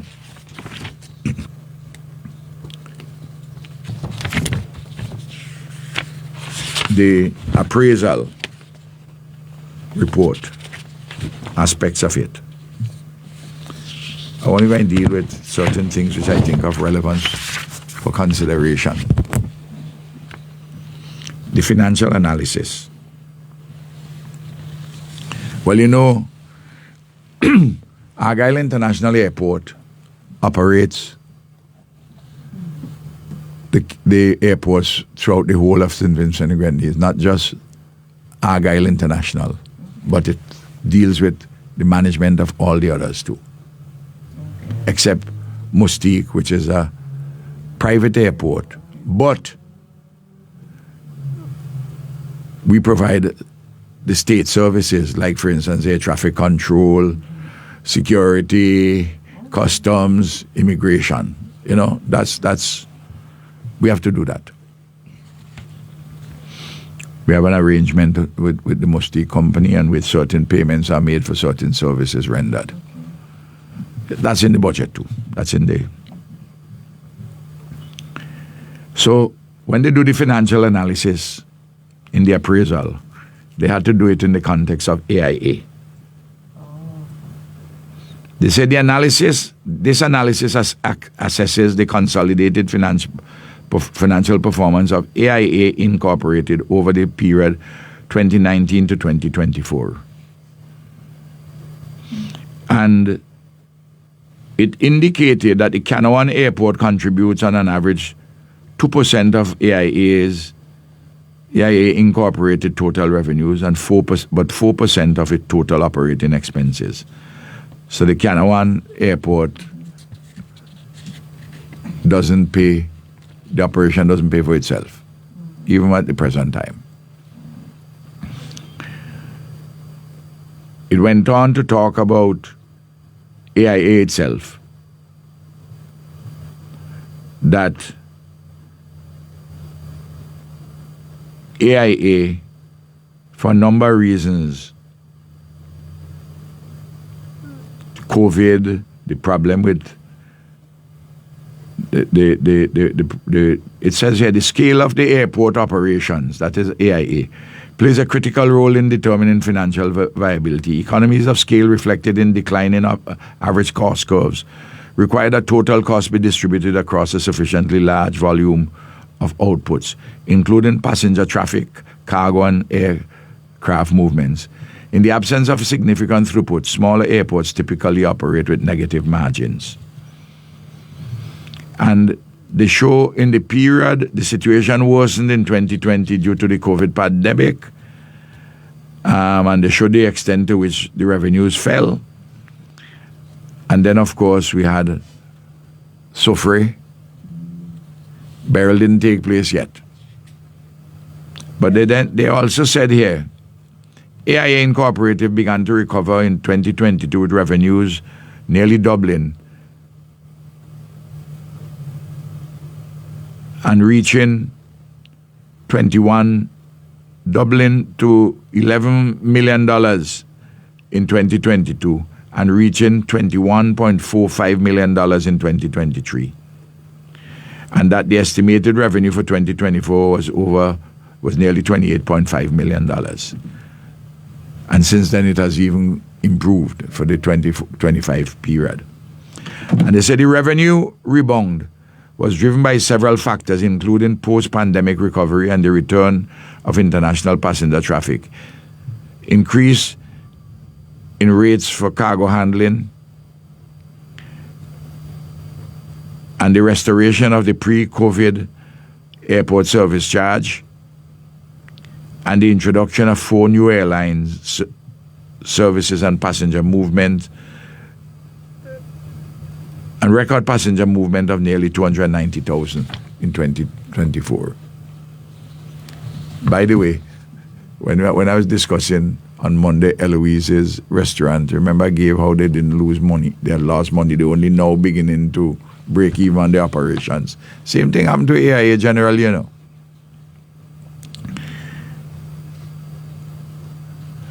It says, the report says here, the appraisal said AIA Incorporated achieved a significant milestone in 2023 by posting its first operating gain, followed by a projected stronger surplus in 2024, and they did a stronger surplus even in 2025. They went on to say, despite historical losses, AIA Incorporated has generally maintained positive net cash flow from operating activities. And estimates for 2023-24 reflect stronger operational cash generation as revenues improved. The company's capital expenditures, notably related to property, plant, and equipment, were financed without recourse to borrowing.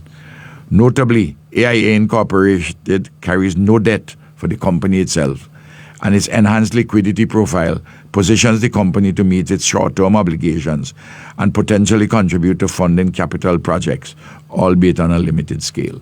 So you notice how we have improved AIA. Yeah. We have improved AIA to them, you know. Sure. We built it, and we had difficulties in the early period for all the reasons given, but hand it to them. And it's within that context they're considering, the Caribbean development considering Canawan. The economic analysis now. That's the financial analysis, the economic analysis. They said that while the airport's passenger volume in Canawan is relatively low, its strategic importance extends beyond conventional financial metrics. For small island states like SVG, air connectivity is a fundamental enabler of economic activity, social inclusion, and resilience. Immediate rehabilitation is necessary to mitigate safety risks, prevent further severe disruptions, and avoid potential legal and operational consequences.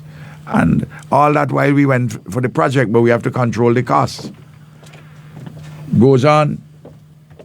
Quantifying the benefits using conventional economic metrics is difficult, as much of the value lies in ensuring the safety of airport operations and enhancing resilience to climatic and disaster-related risks. It goes on to say further, traditional economic appraisal methods, such as the economic rate of return, are inadequate for capturing the full value of the airport infrastructure in small island economies. You can say the same thing about, you can't use the same economic rate of return, for instance, the port. So these traditional economic appraisal methods, you have to amend them. So Canawan Airport supports a wide range of economic functions, including tourism, labor mobility, remittances, trade, and investment. It also serves as a critical asset in the National Disaster Response Framework, offering redundancy in the event of disruptions at AIA. So planned rehabilitation works, including coastal protection measures, will enhance climate resilience and ensure compliance with international aviation standards. The improvements are essential for safeguarding long-term economic viability, national security, and regional connectivity. All those reasons why we went for the project. But as I was saying, we have to be careful about spending $150 million, because we can cut it, and we have been advised that we could cut it. But even so, you have to take into account what is happening in the north of Canawan to strengthen the economic basis for it.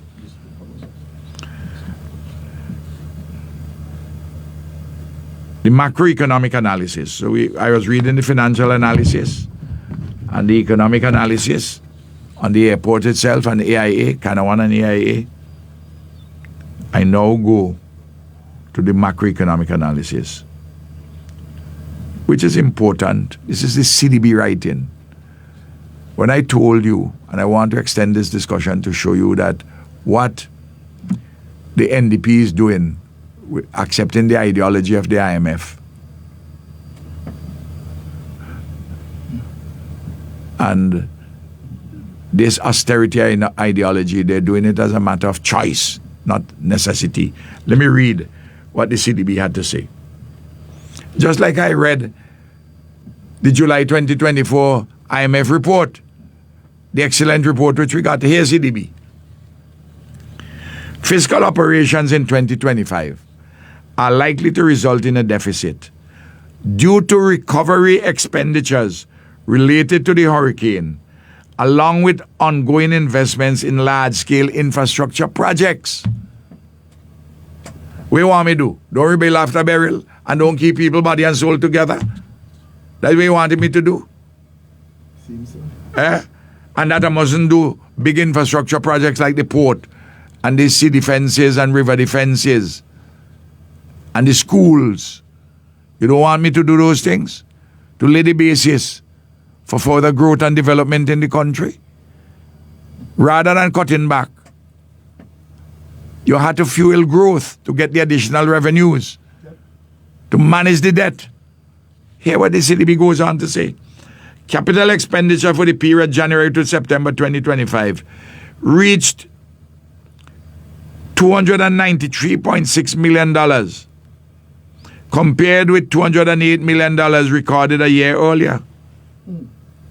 And in 2025, the whole of 2025,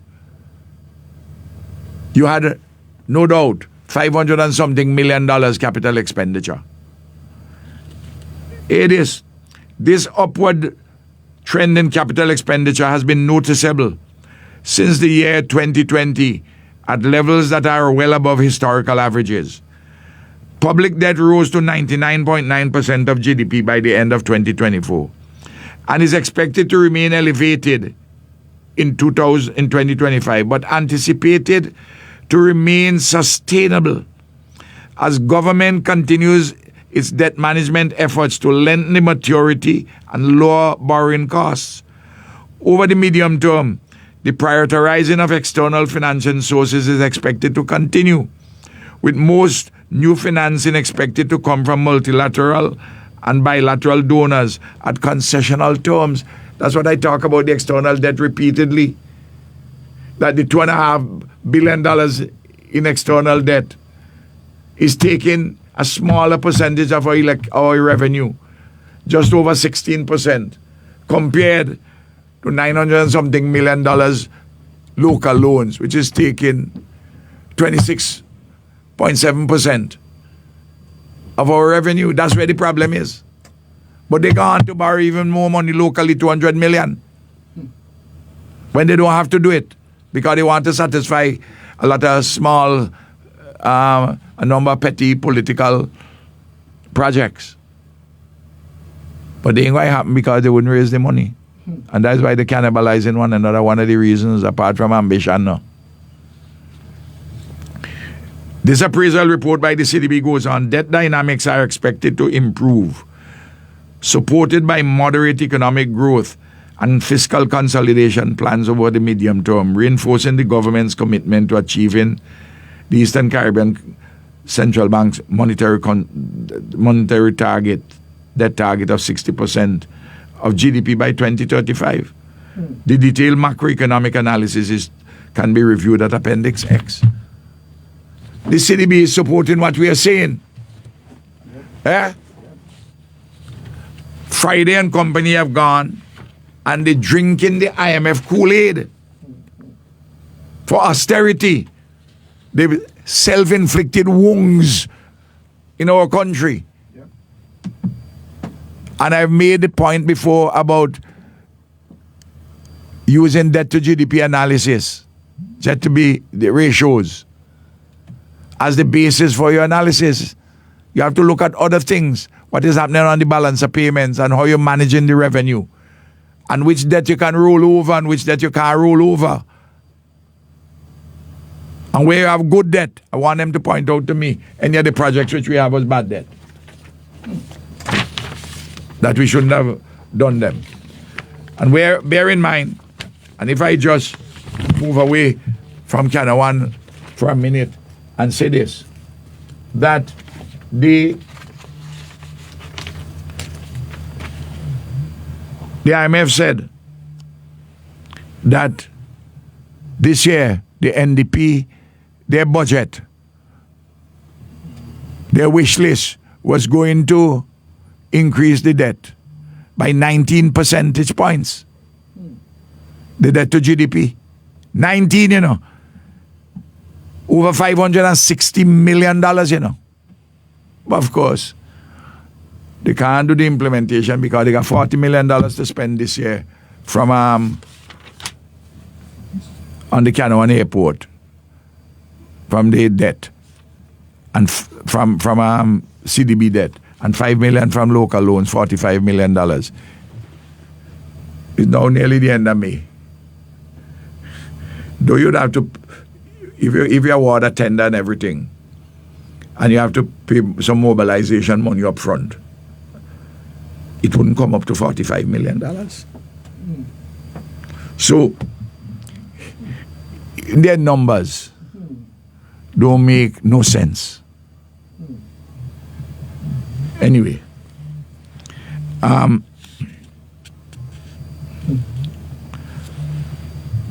me tell you, the Unity Labour Party has done well for the Grenadines. Of course. And I want to refer to our manifesto, pages 103 to 105.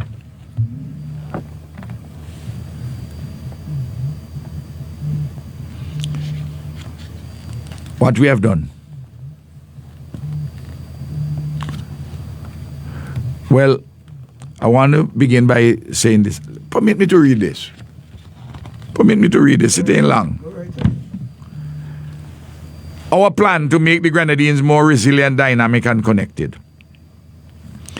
These are the introductory statements. Hurricane Beryl affected our entire country, but it left a particularly deep and painful mark on the Grenadines. In mere hours, the storm inflicted over $1 billion in damage and losses across St. Vincent and Grenadines, with the southern Grenadines, Union Island, Canouan, and Myro bearing the brunt. More than 90% of the homes and critical infrastructure in these islands were damaged or destroyed, displacing over 3,000 residents and crippling access to water, electricity, healthcare, food, jobs, and transportation. That's what we had to face with, you know. They were saying at the time it would take at least 5 years to come back to normalcy. Within a year, we brought it back. Yep. Less than a year. Yep. But we went on to say, but out of this devastation, a powerful and people-centered recovery effort has emerged. Our plans for the Grenadines start with the full recovery of livelihoods and infrastructure from Hurricane Beryl. But Hurricane Beryl was an opportunity as well as a disaster. Beyond recovery, our plan is to build back better while enhancing the Grenadines' resilience, competitiveness, and dynamism. The ULP will ensure that the Grenadines fully regains its place as an engine of national development, and that its residents are afforded every opportunity to pursue their dreams. And then this section in our manifesto, what have we done? The ULP administration responded swiftly and decisively to the challenge of Hurricane Beryl. We pivoted immediately to place the recovery of the Grenadines at the forefront of our national agenda. Comrade Ralph visited the southern Grenadines on a weekly basis to lead the recovery efforts. Comrade Chevron Stewart remained on the ground to energize the residents and to restore hope. Comrades Carlos, Camilo Benava, and Orlando worked tirelessly to rehabilitate tourism, finance recovery, restore connectivity, and rebuild houses. More than $150 million in public funds have already been channeled directly into the Grenadines for relief and recovery. Thanks to the leadership of Comrade Ralph, over $65 million in additional resources were raised from NGOs and significant private donors.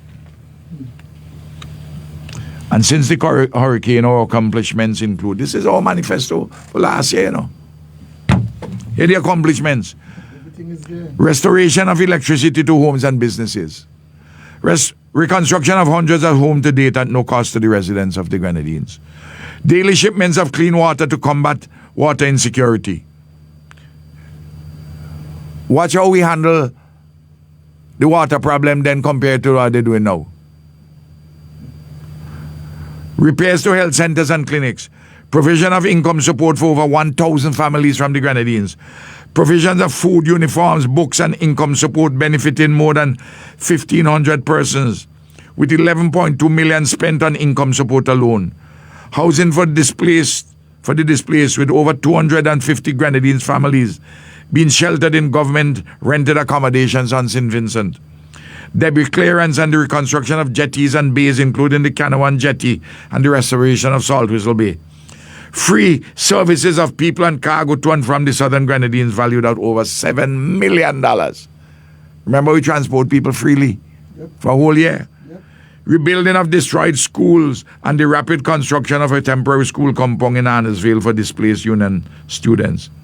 These efforts have not only addressed immediate needs but also laid a foundation for long-term recovery.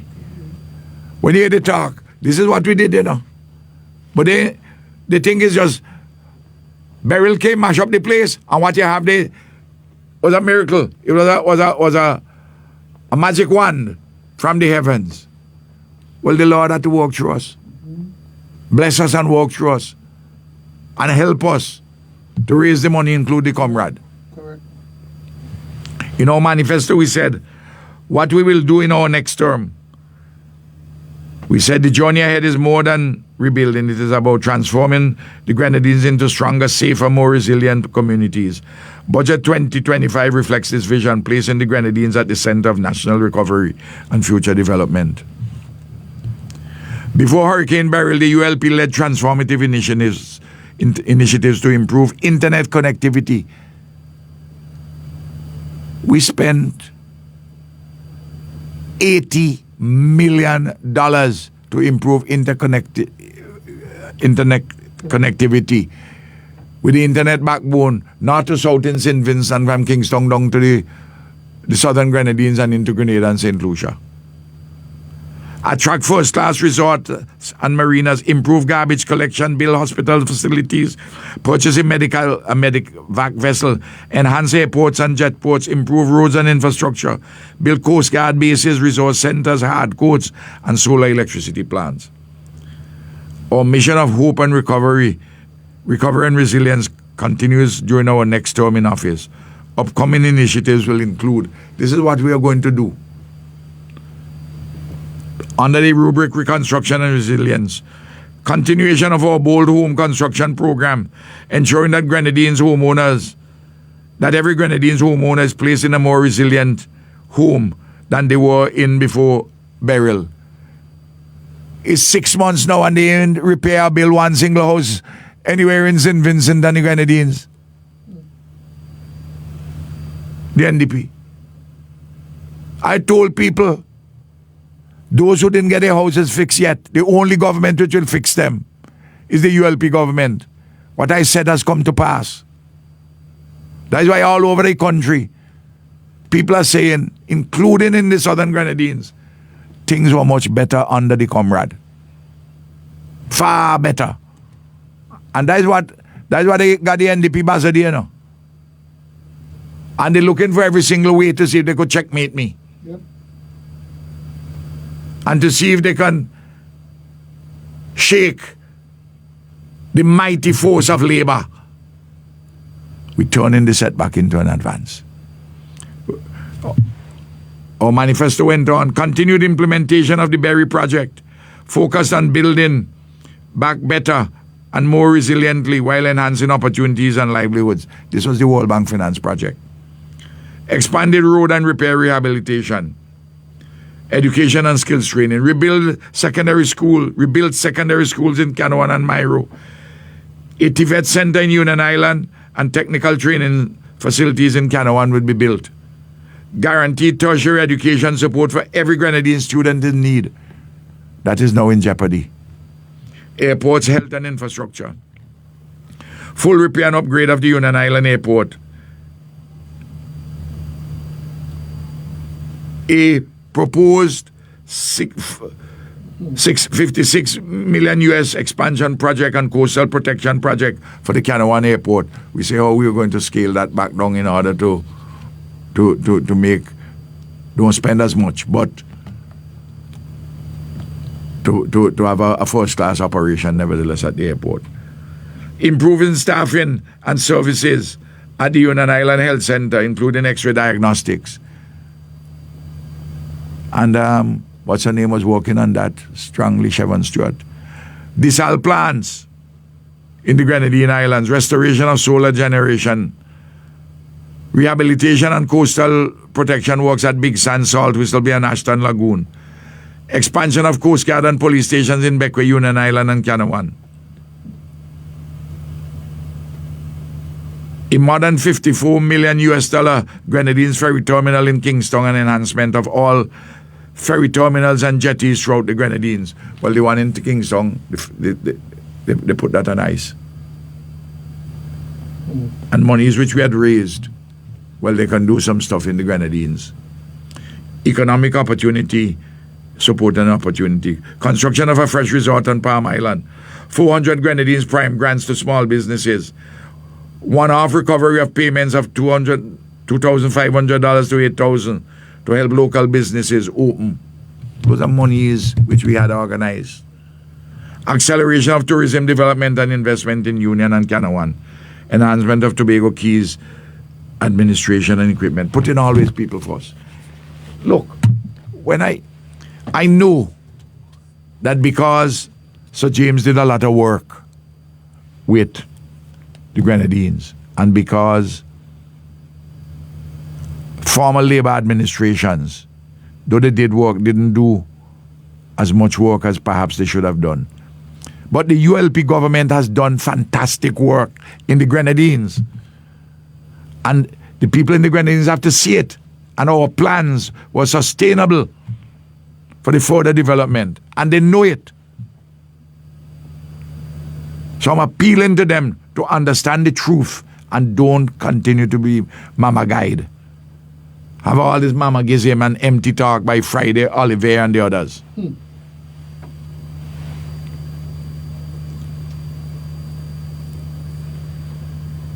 No.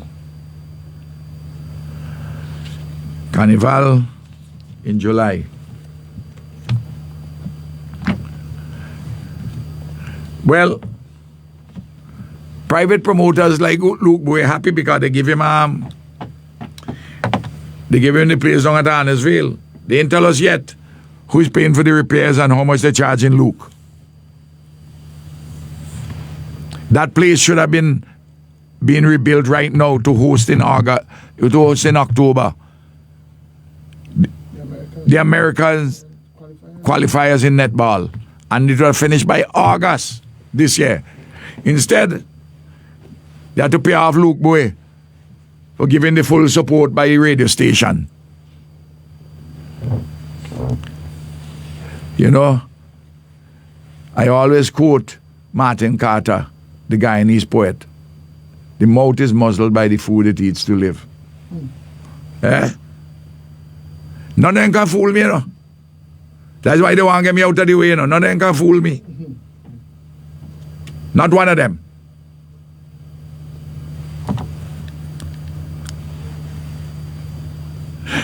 No. CDC ain't get money yet. CDC ain't get money yet.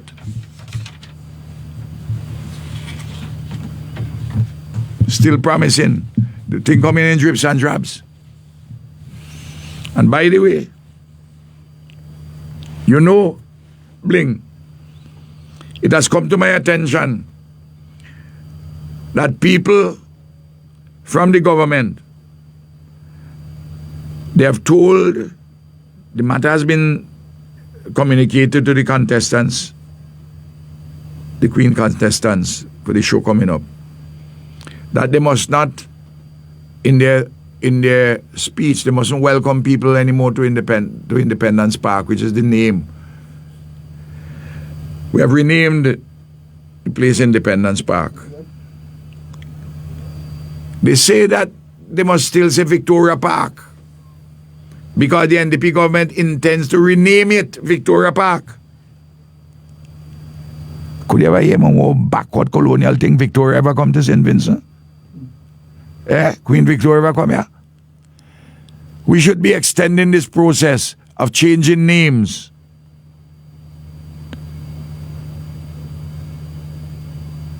Some dastardly colonial names will still exist in this period of fresh hope which the ULP promised. which promise has been derailed by the accession of the NDP to office. Yep.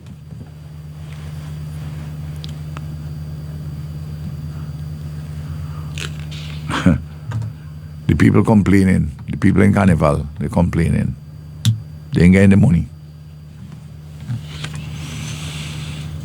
Of course, they can't start the Carnival party, but there are many things which would be slimmed down. Well, private operators don't mind if the CDC shows ain't got much, because the more the CDC shows are slimmed down, the more money they're going to make. People going for fun in the Vinci sun. Then, right now, there's great anxiety by parents about what is happening for school in September. And I'll refer to that over and over again between now and September. The preparations are not being made by the NDP, and they don't have the money inside of this budget to take care of things. People are now, the cost of living is going up so crazily. Never seen like this any time before. Never. It's going wild. It's like a Wild West at the supermarket, them. Yep. Eh? Yep. And you ain't seen nothing yet.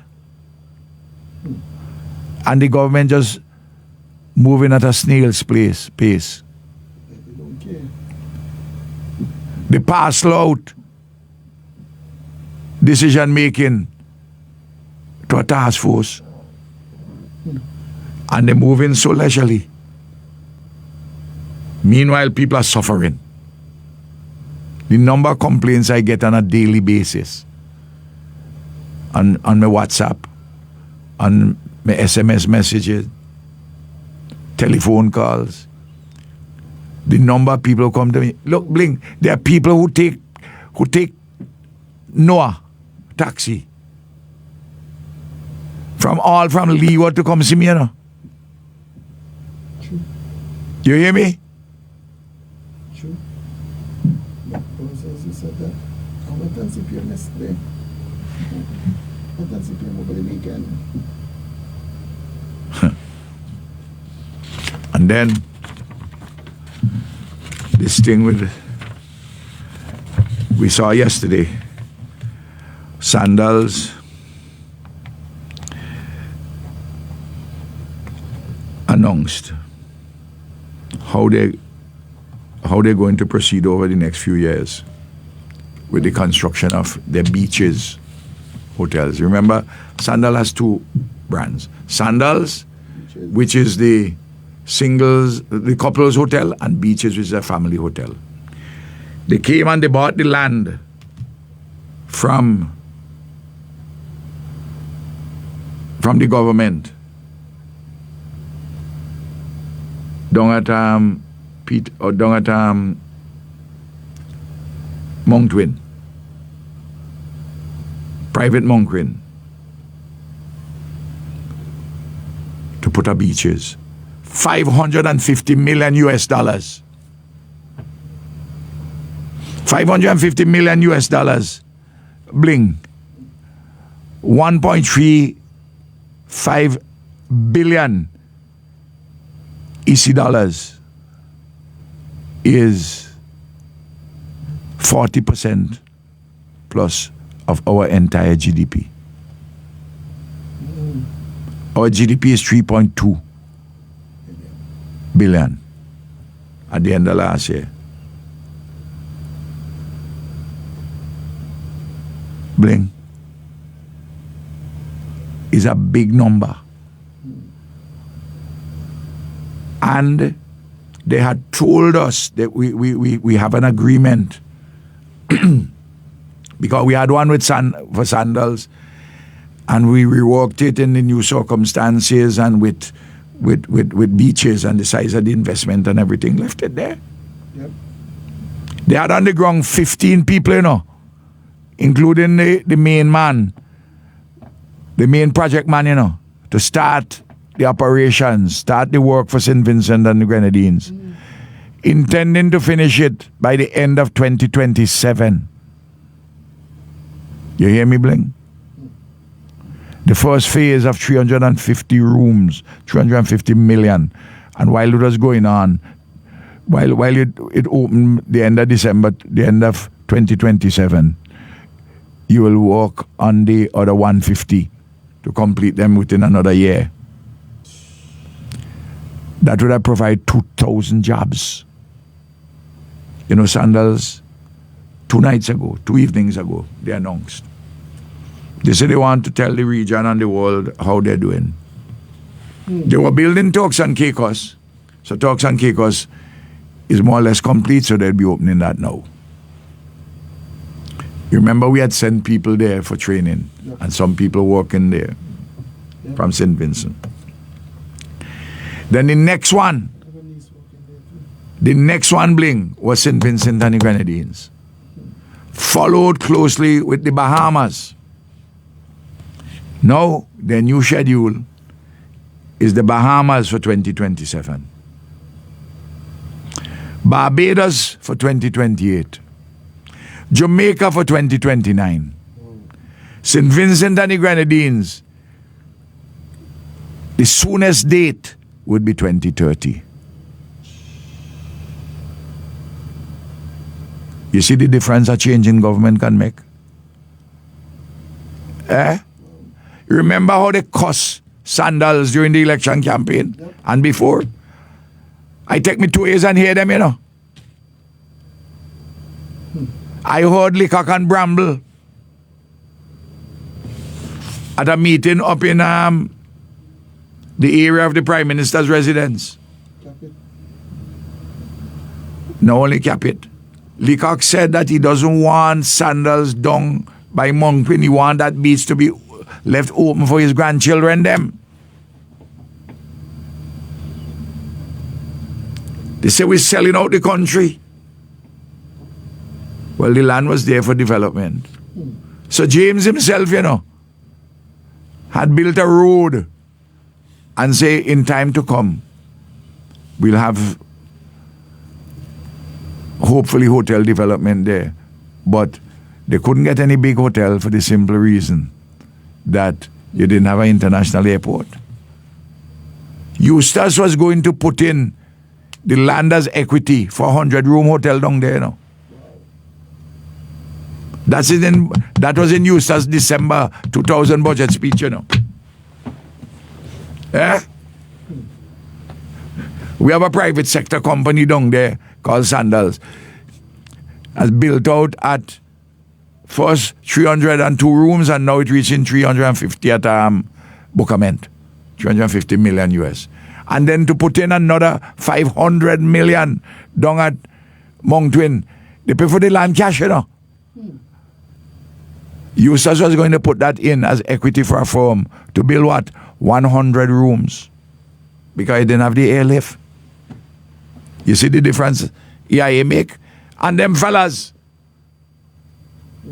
out of pure bad-mindedness, fought me every single day about that airport. Up to the last when Friday wrote the Eastern Caribbean Civil Aviation Authority and say stop the opening. Some spurious reason, not all of any merit. And what did they do? The morning after they win, they take down my picture, my photograph. You think by taking down my photograph, you could erase the fact that the Comrade who led the way to build it? You think you could change history? You think you could rewrite History Friday? Where you bill? Tell me where you bill. Tell me what you contribute in Parliament did in any practical way for your own constituency for 25 years. I mean, imagine that. You got everybody photographed in the airport. But the man who led the building, but that ain't trouble me. Because my face is in the minds and the hearts of the people of St. Vincent and Grenadines. You ask them who built it? It's Ralph Billet. And inside of their head, I never forget that Licker got up and said that what I've done there is a near miracle, and that he would have no opposition to the airport being named after me. I tell him I don't want anything to be named after me when I'm alive. When I'm dead, you can do what you want. You can name what you want after me. I wouldn't know, because I'll be dead. No, they take down my picture. You ever see bad-mindedness like that? Bad mind, I go. You're going out of business. I'm very much in business with them. Look at what is happening.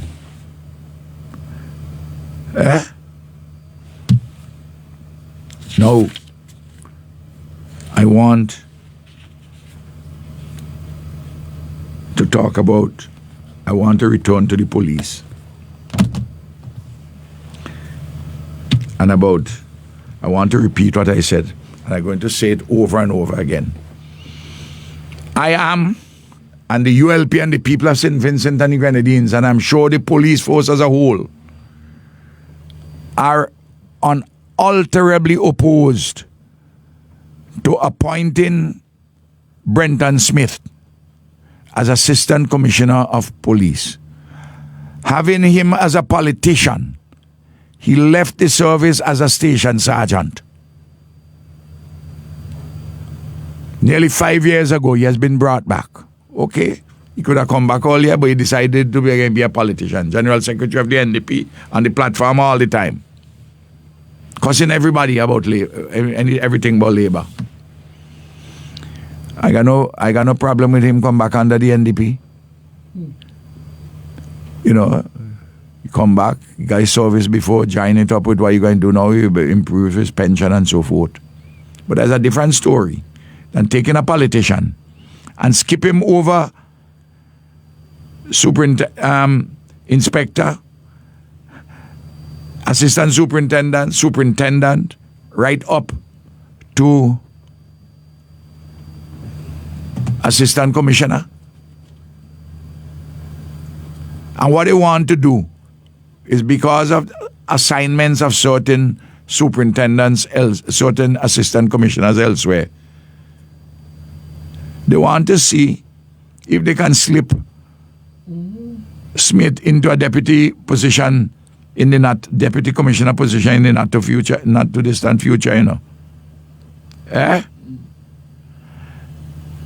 And when Enville Williams is on holidays, commissioner, he has long thing. The deputy has a lot of holidays against any. So they put somebody to one of the deputies to act as commissioner. They're going to want to slip in Smith there, you know. I don't know what Simmons going to say about that. You hear what I'm telling you? How can you put a politician to be in charge of promotions, in charge of human resource? I don't know whether the police service commission has acted already, because the way Lickard talk is like he jumped the gun.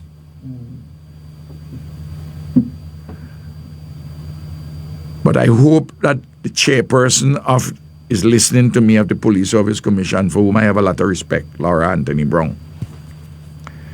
She must not, at this stage in her career, blot her copybook. Her former Prime Minister is advising her, Laura, you'll be making a mistake, a grave mistake, if you approve of Smith. Mrs. Fitzpatrick, you're a woman of great honor. You're in that body too. You're an excellent accountant general. I worked with you for many years. We worked together. I have high respect for you and high regard. I'm glad to see you and Laura and the Police Service Commission. But I'd be gravely disappointed if you all were to approve this. You all would be politicizing the police force. And Leacock has jumped the gun and gone and make announcements about things which should come from the Police Service Commission. He has made announcements which should come from the Prime Minister in relation to Commissioner and Deputy Commissioner. Because that's his constitutional remit, not the Minister of National Security. The thing is a complete and utter mess.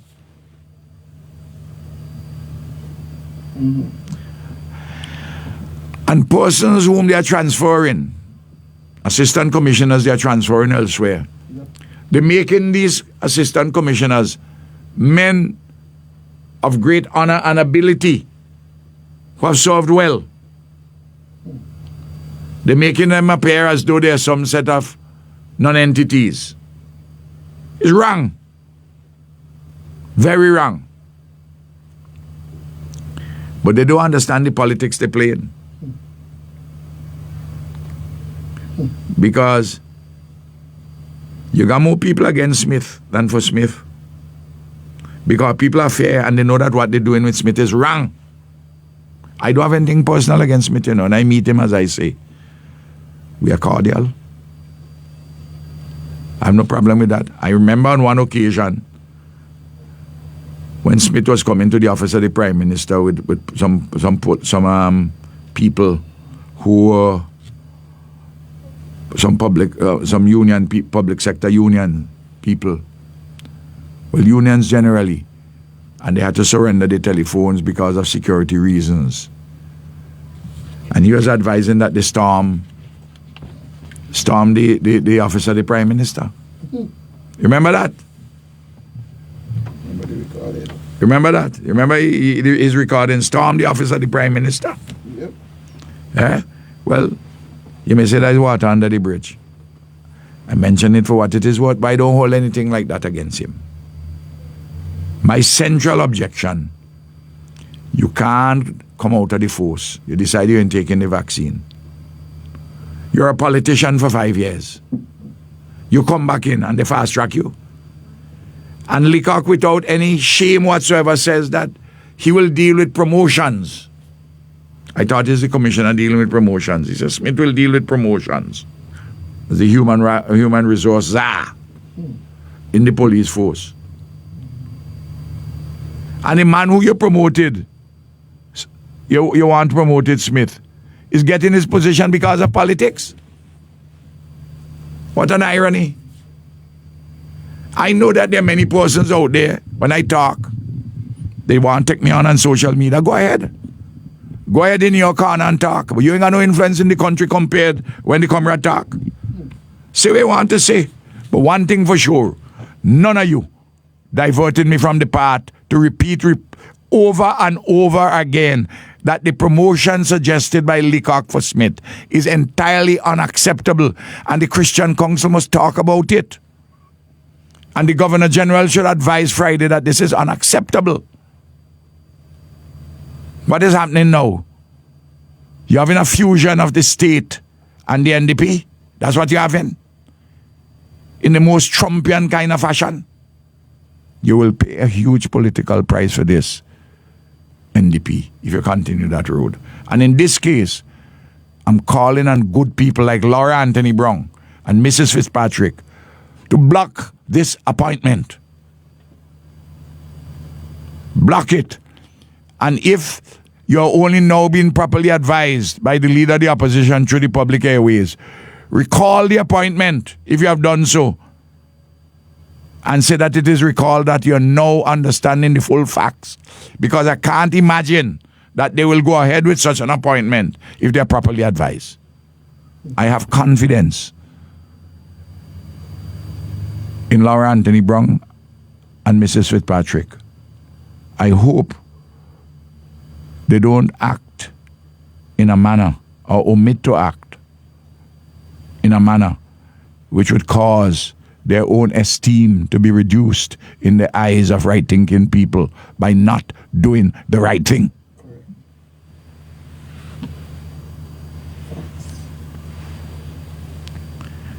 Now, police in schools. Police in schools.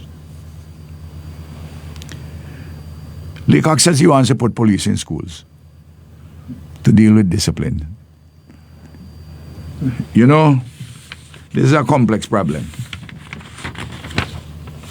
I remember a very distinguished, iconic, even iconoclastic journalist from the United States of America, H.L. Mencken, Mencken.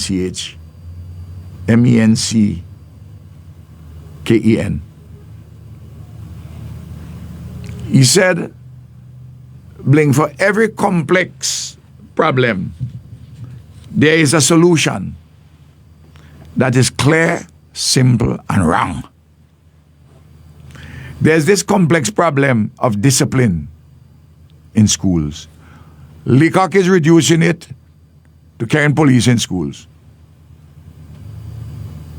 So, for every complex problem, there's a solution that is clear, simple, and wrong. And Leacock is wrong on this. Experience has taught that it is wrong. What are the ingredients dealing with this matter, my dear Bling? As in fact with all education. You have to have quality parenting. You have to have quality teaching. You have to have quality school leadership. You have to have optimal behavior and effort by the students.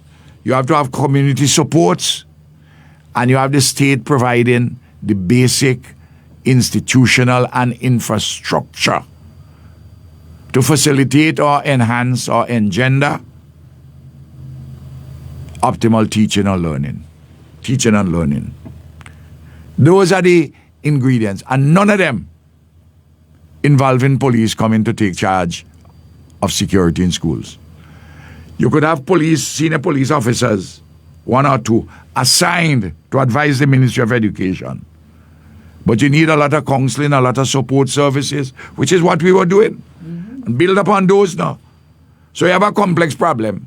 Leacock, with an authoritarian cast of mind, he sees a simple solution. Far as he's concerned, the solution is clear and simple. Put police in school, but it's wrong. For every complex problem, there's a solution which is clear, simple, and wrong. That maxim is being played out with Leacock. He's doubling down on it.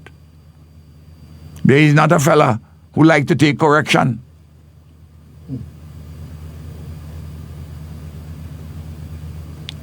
Let me deal with the practical. Apart from that, the ineffectiveness of it, and experience has taught it.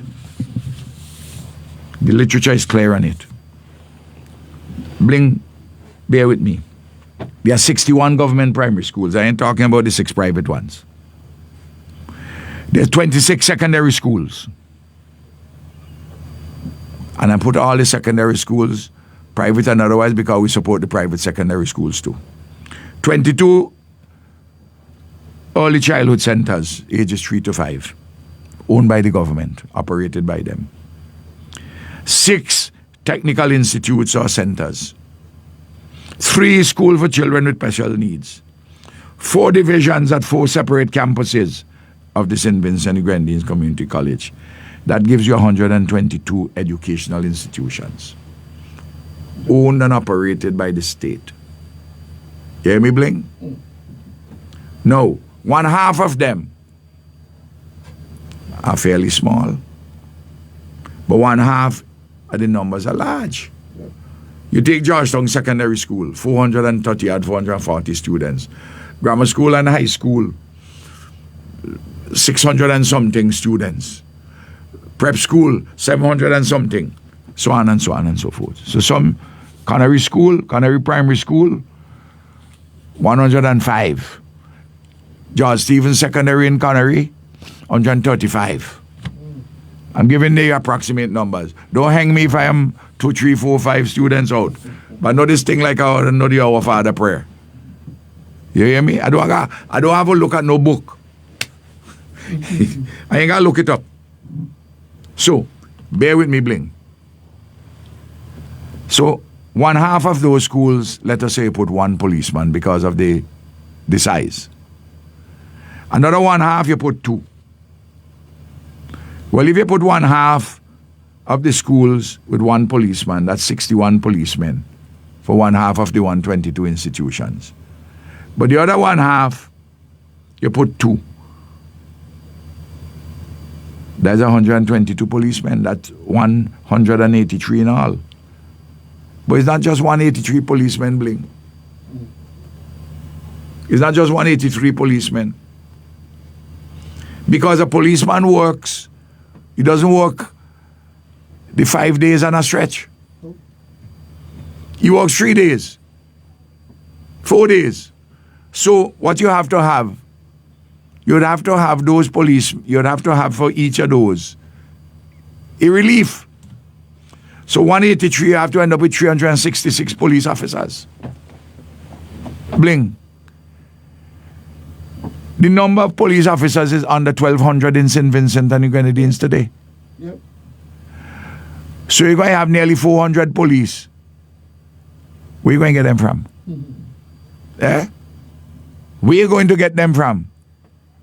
If Leacock persuaded the cabinet on this matter, these fellas have allowed their brain to go on holidays. So as a matter of policy, it's wrong. As a practical matter, it's absurd.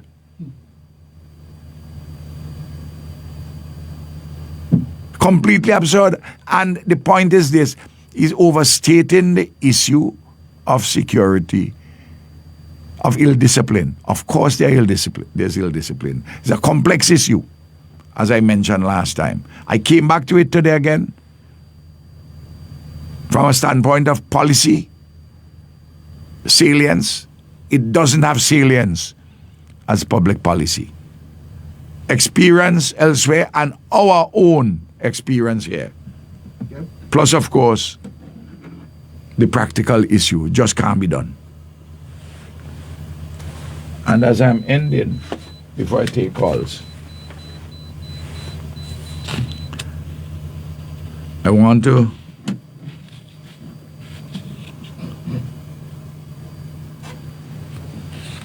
read something which a parent has sent to me, which her daughter, who is in Taiwan,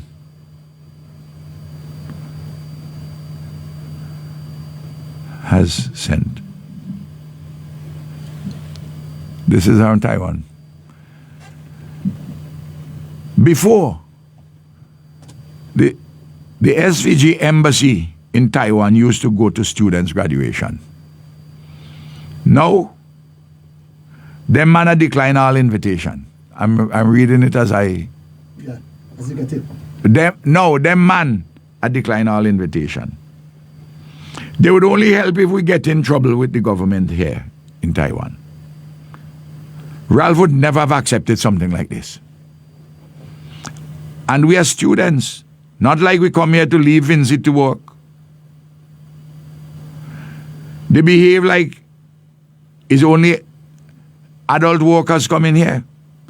Imagine sending your child here to study and something happens to them. And when you contact the embassy, SVG embassy in Taiwan, they tell you they're not responsible for your child. When me and they call another student was stuck in the Philippines, I'm reading the verb as it is written. It should be verb, but you know, they type in and they talk in colloquial now. You know, they send anything to their mommy now. You know, we do it. When me and so was stuck in the Philippines, is the embassy under Mrs. Bowman helped to get us out? Now, Crapo would smoke our pipe because that's a personal issue according to the embassy now. Before, you could have called the embassy for any kind of help or assistance. A girl was hospitalized and someone from the embassy went to check on the girl. And he is to tell the girl that is not their responsibility. That is a personal issue, and that the embassy should have no part in that. Imagine the embassy here now telling us that the embassy is not responsible for us. The only time the embassy is stepping in is if we get in any kind of trouble or when we want our passport renewed. I don't know the veracity of these things. But clearly, Bling, there is something at play. And I read it out so that if it is not true, the Ministry of Foreign Affairs would respond. But when I read this, it is so detailed. It is very difficult for me to believe that this is made up. And there is no reason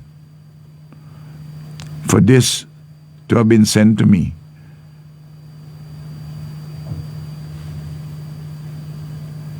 out of any mischief. So I have to believe it. Let me take some calls.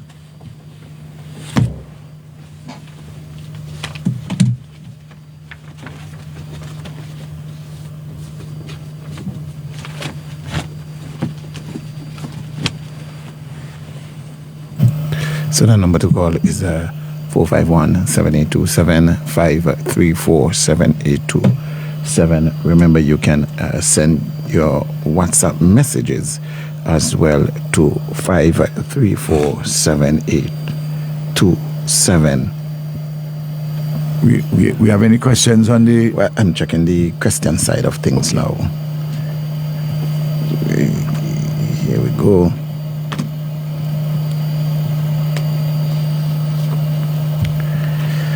One person made a comment saying, "Hi, Comrade, I am pleading and that you must, as soon as possible, put ULP House in order rather than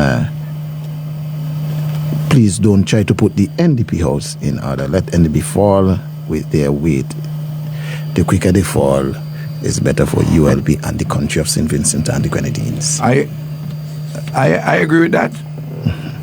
One of the things, though, what we have to do, I am making sure that the 44% of the support which we have stay with us. Those who didn't go and vote, or those who changed from Labour and went this time, like they lend their vote to the NDP. I'm showing a lot of reasonableness there and advising so that they themselves would see that they made a mistake to abstain or to go and vote the NDP. And I'm reaching out also to the reasonable NDP voters to see that Ralph is not just criticizing. Ralph is also making constructive suggestions for improvement. So I understand what you're saying. And I subscribe to it. But I could walk and chew gum at the same time. We can build the ULP in the manner in which I suggested that we should do, turning the setback into an advance, and each of us play a part. Every day we renew our commitment to improve our work with the party in solidarity, in love. We do so in belief in ourselves, with fresh hope, and our faith in God. And work together for our party, for it to be restored to office in the interest of the people of St. Vincent and the Grenadines, to lift St. Vincent and the Grenadines higher and better than ever before. But the NDP is on a path that they wouldn't even listen to any reasonable advice. They're gone crazy. There's a wickedness and malignancy in them. There is an emptiness from them. There's an irresponsibility which we are seeing. There's a backwardness. There's an attitude of selling out. And this austerity they're going for, no regard, a little regard for our sovereignty and independence, oh, to be sure they will come with some empty nice words. But on the ground, people are suffering very, very much. Question. The Minister of Housing said yesterday that if one cabinet made a decision to allocate lands, then another cabinet can rescind that decision. The person is asking if that is true. No. You see, what he doesn't understand, a cabinet could make a decision, and before that offer for the land is made to the people, you could review that decision and revoke it. But you make that decision, send it to people, and the person say, yes, I accept this, and go to pay, and you want to take no more money. Or go to pay and you say, no, you're not accepting the money. But yet you ain't revoke any decision before you pay. And I say, no, you're not revoking any decision, you're just reviewing. If anything, if you, for political reasons, they just saw a number of parcels of land were accorded for sale to different persons, and they say, they happen in the month of October, in the month of November, so something must be fishy about it. They brought political lens to a process which was ongoing and culminated at a particular point in time. That's why I tell you, you go, you get an offer letter, you go, you pay ready, they can't stop it. You have a contract. Correct. Or if you go and you go to pay, it would help you if you even, the man or woman who tell you so, quietly photograph them. If they don't want to tell you your name, you go find out the name so you can say on which day, and tell your lawyer or tell the committee for the defense, the People's Defense Committees within the ULP. Tell Sabi, leave the information at the office. We have a team of lawyers organizing with this. So, the Minister John is a good educator. He reached the level of principal and is under the ULP that he was promoted. There was no political thing involved in it one way or the other. Normal process. Everybody knew he was an NDP man, but he get promoted still. But he ain't a lawyer, and he talks some things where he put his foot in his mouth legally. I ain't going to say more about that. Another question on the topic of housing and land. Don't forget to, the person saying, PM, I'm reading exactly what he said. PM, don't forget to speak on those prefab houses at Cumberland, which are unfinished and by now should be occupied by persons who lost their homes during the eruption of volcano. Absolutely, I'm with you 100%, and I'm glad you raise it every time, and we have to talk about it. So they're asking if those houses are still available for persons. Well, they will have to be available, but what I suspect they're going to do is to try to see if they could take off names which they ain't sure about and go and give NDP people the house them.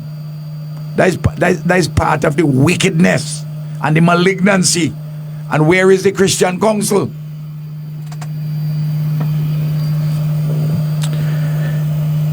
Another person is asking, Comrade, do you have any information about the Cuban medical program? I know about 5 doctors that went back to Cuba recently. Yes. Well, Friday said that what they're going to do, bit by bit, and they will accelerate it, they will not have medical doctors from Cuba as district medical officers. That is the first part of the retrenchment of Cuban medical personnel in St. Vincent and the Grenadines. People really, if Friday had gone to the people and say, we will send home Cuban doctors, but we will open our doors to receive refugees and deportees from third countries, you think people would have voted for them? So you're sending back valuable people and bringing people who is the dregs which America don't want from third countries and pressuring you to accept them. You see what I mean? Just these questions only illustrating further the backwardness, the malignancy, the wickedness, the anti-people nature of this NDP government. And I don't know how some people who have a progressive outlook could ever defend the NDP. I just don't understand it at all. The only explanation is that they have some visceral hatred for the ULP based on nothing objective, only something personal. Or they eating a food or hoping to eat a food. Pure opportunism. Another question. Do you have any word on the Kittle's government school? No. You remember when this thing came up first? Bling, I said that what you must do is to build in the yard something temporary. I say it will take maximum 3 weeks. I say what they want to do for the building there which is burnt. I say you can still work on it, but put a barrier between a temporary structure you build in the yard now. And that it would be ready perhaps for September this year. They said no, it will be finished in 3 months. I say it's impossible. I say you gotta do the designs. You gotta raise the money. They did something makeshift by moving one class, senior, the grade 6, over to the Camden Park Center, and saying they will provide transport, but they didn't pay the people for the transport. The thing is a complete mess. They couldn't even handle. You remember when I made suggestions? There's some people say, man, Ralph, don't give them suggestions. They ignore my suggestions. They go along with what they want to do. I told them what the problem going to be. And exactly what I said has come to pass. It's 25 years I run this thing, you know. I know the thing like the back of my hand.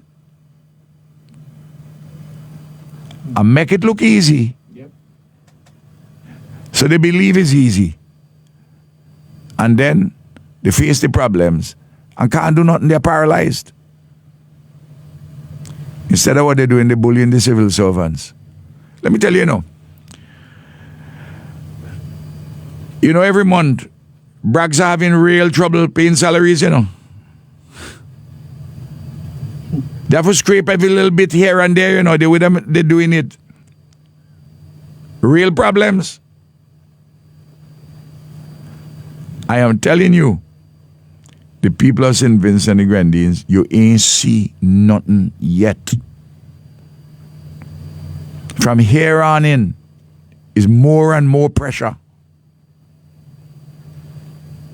And they know it, you know. They're wondering, boy, what they give us this thing for? We weren't ready for it. Never mind all the fancy talk. You take, for instance, Bling. Hear the rhetoric. Bramble Friday, all of them. Newfangled advisors saying, take the remittances and turn the remittances into investment from the diaspora. Bling. The people who send in remittances, by and large, are ordinary working people who send in things to help their family. That is not money which you can put towards investment. There are people, Vincentians, who have money for investment. But a lot of the Vincentians who have money to invest, you think they go into these consultations. They privately making arrangements, as have been happening over the years. There's a man from Connery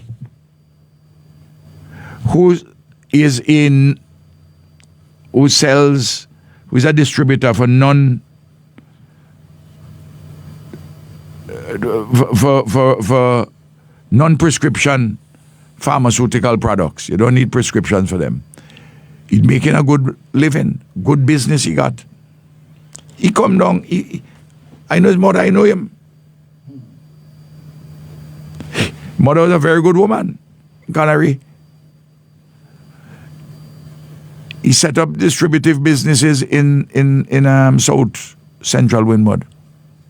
He just bought 40-foot step place in Georgetown, expanding it to put supermarket facilities and other services in the place. Seeing the policies which we have put in place, which enhance Georgetown, the health and wellness, sporting, educational, financial services, range of other services, support with people with prime grants, all the YES program they set, the on-site, all kind of different things. We're doing the market, well, I talked about all that last week.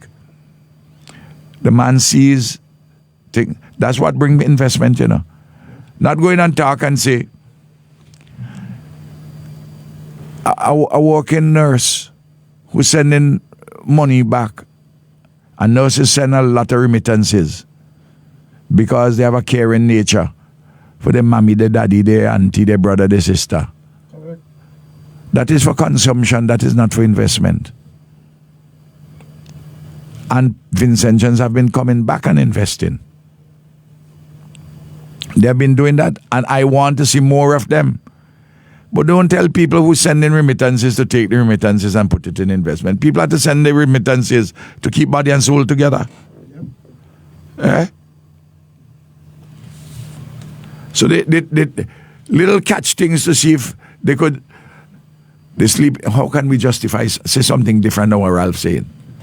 But when you examine it, it's a lot of fraud.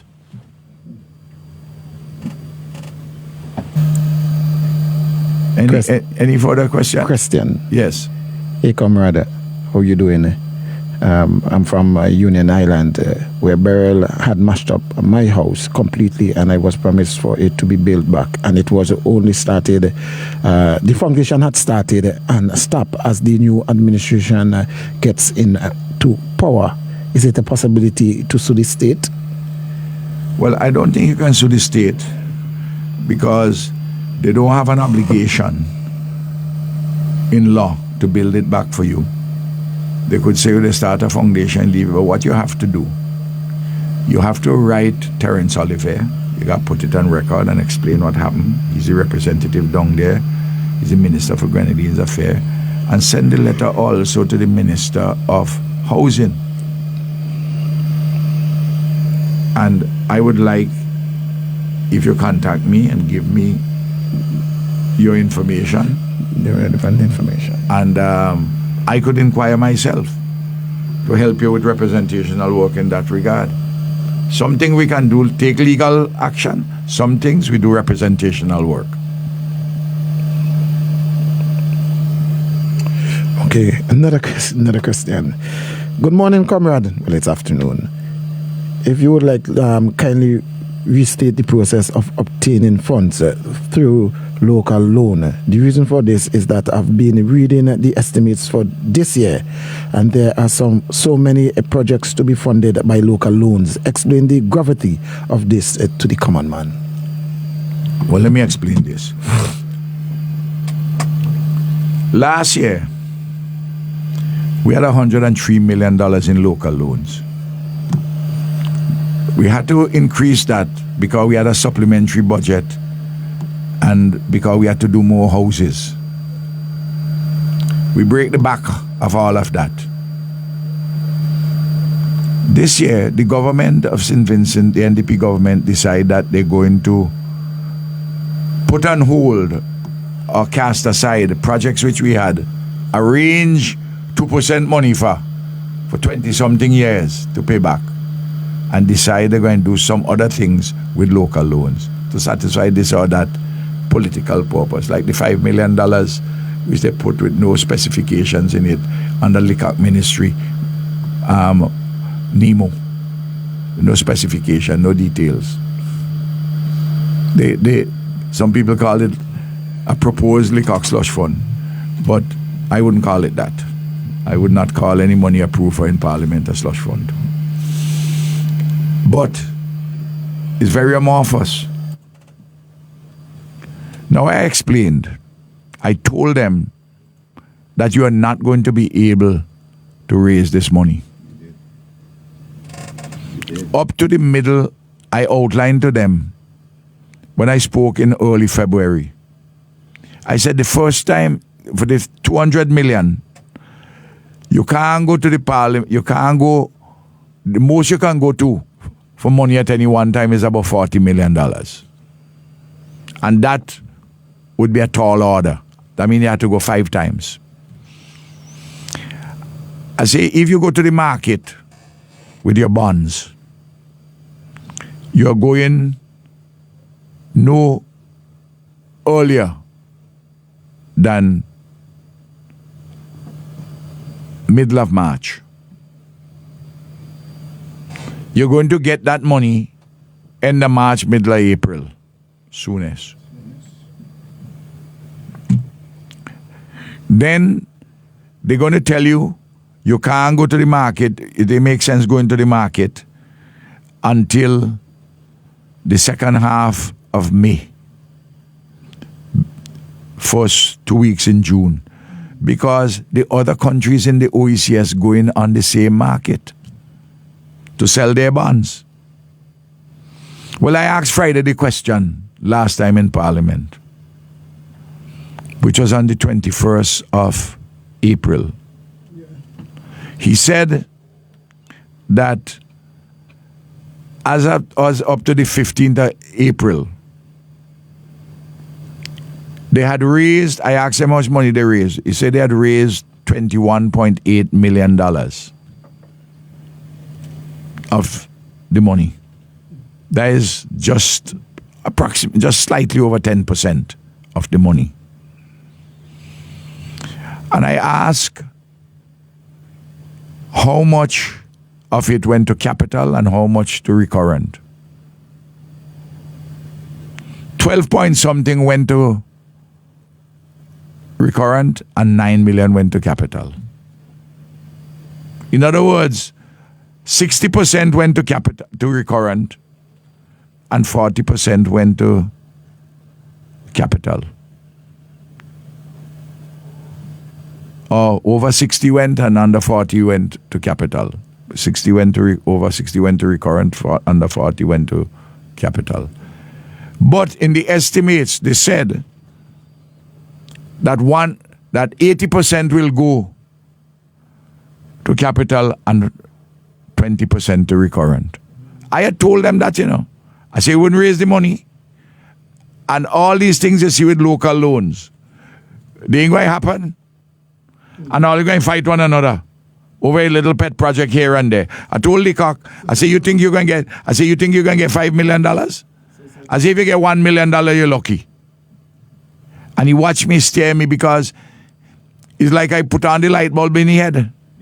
He said, boy, what Comrade said there, must it true? He watched me and he smiled. And I told him that all of them will fight over this money. They didn't raise the 40, which I said would have been optimal. They raised 21.8 million. Then, those are questions which I had on the order paper. Yep. And then I asked Friday a supplementary. I said, would you tell me when you're going to the market the next time and how much you'd be going to the market for? Well, he didn't have any advisor there. That's just no mano a mano. When I saw his eyes, I swear to you that I saw the eyes of a frightened rabbit with the beams of an SUV in the eye on the streets. He get up. He hesitated. Look at the video. And he said to me, you didn't expect that, He said, well, he has been in conversation with the people in the Ministry of Finance and they haven't decided how much when they go in or how much they go in for. And then as a kind of a throwaway line, again, not thinking it out, I don't know, he realized how badly he did for his cause. He said, but we're trying to see if we can get some cheaper money other than these local loans. But that's what I told him in the parliament. I say you have to pay 6.5% on these bonds, maybe even 7%. For 5, 7, and 10-year periods of amortization. As I say, the eyes, he look, as I say, like a frightened rabbit. He ain't got no advisor to tell him. As I say, he's he and I alone now. Mano a mano. Man to man. And he scrambled for answer. Now, what it will mean that a lot of things will not get implemented. But he stuffed with the ideology of the IMF. Drink from the Kool-Aid, he wouldn't mind. Other fellas going to mind. Yeah.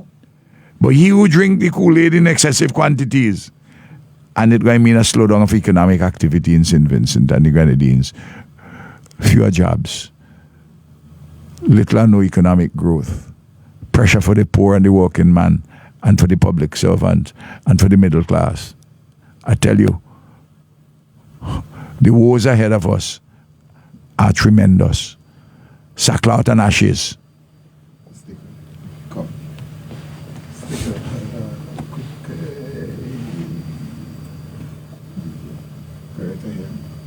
Hello?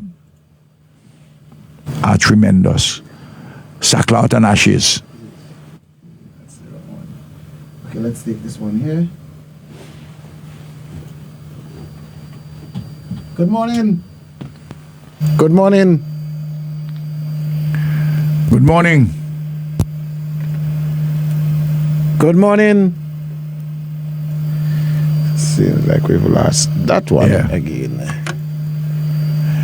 Well, one of the good things is that people are now calling in, Bling, and leaving the questions for you. Yeah. So that any hiccup with any transmission, we still get the questions. Yes. Hello, good. Hello. Good afternoon, comrade. Hey. What a blast yesterday. Oh. Man, we hot up their head. Plenty. Them going wild on Facebook. We hot them up because a party who just lost election could bring out a massive crowd in less than in 5 months' time. Amazing. People from all walks of life came out to that meeting yesterday. Amazing. I want to thank all the comrades who came out yesterday, who told me that they was coming, and they did come. Comrade, yes. I lost Lavon in my ear there. Outside was packed with people. Yes, they told me over 100 people were outside. Outside was packed with people. Comrade, people like they didn't even want to go home after the meeting finished. I know that. I had to. And cutting up their head. I had to beg some of them. I say, hey, you know, you live in the area. You live in West Kingston. You live in Sharps. I say I have to travel nearly an hour for go gas. Let me go home now. I have to come down early in the morning for do a case. Well, I had to appear in the High Court this morning at 8:30. Yes, it was good. It was great, and they get a shock of their life. Because remember they saying labor there, labor stronger than ever. You see how we rising up? We aren't what? If it's one thing, labor people, once they call them out, they wake up. And many of them who vote against the party was there and they're sorry, they regret. I know that. I have some young lady was behind me sitting and all I just hear they saying, look who they vote out. Comrade Ralph Fanna, a man who can't even know his foot on his head. Right behind me back, they say Comrade Ralph is the best. You could hear them voice because they were saying, we want you back.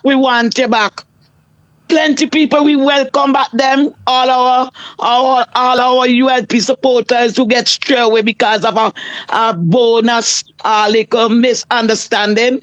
We welcome all you back to the ULP Absolutely. camp. We love all you. We appreciate all you, and we will work together again. Absolutely. Because NDP have to go. Must go. They cannot run this country, comrade. The country is dead. The country is stagnant. People are bawling. It's everywhere you go, comrade. That is why you see people came out in the numbers, and Yes. some of them tell me, love, we really want to come in, but we just afraid that they will fire us up when we job and we have little things to pay for. But don't mind Lavon. We are there for the comrade. I said, after work, you could go anywhere you want to go. You didn't take part in your working hours That's the to point. go to no meeting. Freedom After of work is your association. time. Freedom Yes. of association. And Exactly, your right to comrade. your own political beliefs. Yes. After work is your time. You go anywhere you want to go. I said, don't let nobody hold you down. Don't let nobody feel that how you in a cell and they tell you what to do and what not to do. You have your time, your freedom. I say everybody had the time to go out and vote who they want to vote. And don't let nobody stop you from going whatever ULP have next time. You understand? Because it's your time. But yesterday was a blast. People came out and come and the most thing about it is that Magnificent. people wear the red jerseys. And the way it come out, they deck out in the red. And you see the number of young To people. show them. You see the number of young people. You see the large and a number lot of young people. Yes, a lot of young people was there in the numbers. Well, we just have to just keep on with that, comrade. Yes. And every constituency, Marvin and me don't talk yesterday. We go in and have a little thing, and every constituency have to follow up and have like a meeting, like a get together. Absolutely. And we will rise higher than ever. And Labour is coming back. And remember always. Yes, comrade, you speak. Always, we still have to do the session up gas. Yes. All right. Yes. Okay. Yes, comrade. Good. Yes, comrade. Have Thanks. a nice day. God Blessed bless you. day. Thank you. And you don't know, give my love to my little precious, grand precious. Yes. Thank you very much. I will tell Yes. Hello? her. Hello. I didn't get an answer to my call just now. Oh. And I wasn't quite finished. I You're didn't, hearing me? I didn't hear it. Oh, So if you no, repeat it for I me, was just thanking please. you very, very much for this program, because at least it keeps us up to date with what is going on in our country. Dr. Gonsalves, I can't help wondering, do the members of the opposition listen to international news? Do you think they listen? I don't know who they're listening to. There's something is very strange that they never seem any. I guess that's my insular opinion at the moment. But they just don't seem to know what is going on anywhere in this world. Anyhow, thanks very much. Thank and you I very much. appreciate your And keep the program. fires burning. Okay. Thank you.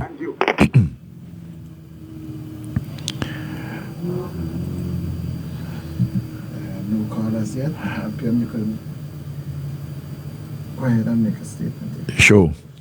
Well, I've been on since 10 o'clock. It's now 1:30. I believe Eloise came into town and I have to give her a ride back. She came to do something, she and my daughter. So I want to thank everybody who sent in questions, who have called in. And I think we had a wide range of questions today, those sent in by persons. And I hope that I've helped to address. Let's take one call before. Yes, thanks. Go on. Right. Hello? Hello? Hello, good afternoon. Hello, good afternoon. Good afternoon, Comrade. How are you? I'm doing all right. Comrade, yeah. You look so blessed. Oh my God, you look like 20. Thank you, thank you. Well, I love it. I love it when the beautiful young woman like yourself. I love it when the beautiful young woman like yourself tell me I'm looking good. Comrade, I'm not fooling you, no. Not fooling you, no. Thank you. Really look good. Thank If you. you put you and the other one together, they will say he's your father. That's a joke, okay? Yes, your son is coming in today. She says she wants to see you. Well, you have my number.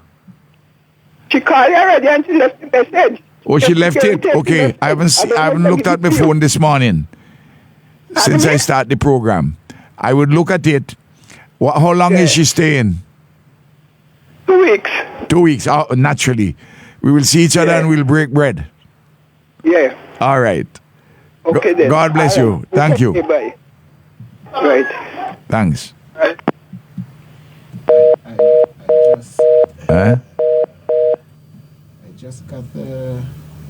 I just got a message from a news outlet from Grenada, Yes. and they want you to get in contact with them. I'll give you their number. Okay. And you'll contact Fine. them. Good. Fine. Yes. Well, I think we have had 3.5 hours. I think we had a good discussion today. I think we dealt with a lot of issues. Of course, Bling, we could always do more and more issues, but after, we have a saturation point, and I know you played it over back, and people could listen back. Yes. And I'm grateful for all the persons who listen to the program, who make comments, suggestions, and remember, we have to. What we're doing now is turning the setback into an advance. Turning the setback into an advance. And thank you very much. And let's stay in solidarity and love and care for one another. And as we go through the NDP storm, we will not be alone. We'll walk together, hold each other's hands, solidarity, and you'll never walk alone. You will never walk.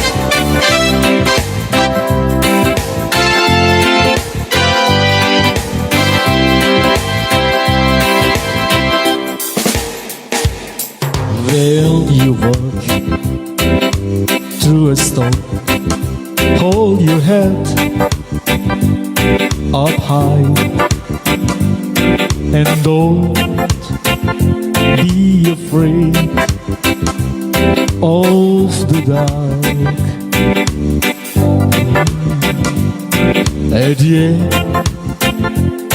of a storm, yeah, there's a golden sky and the sweet sea of a song of a love. Walk on to the wind, walk on to the rain, through your dreams be toast and blow.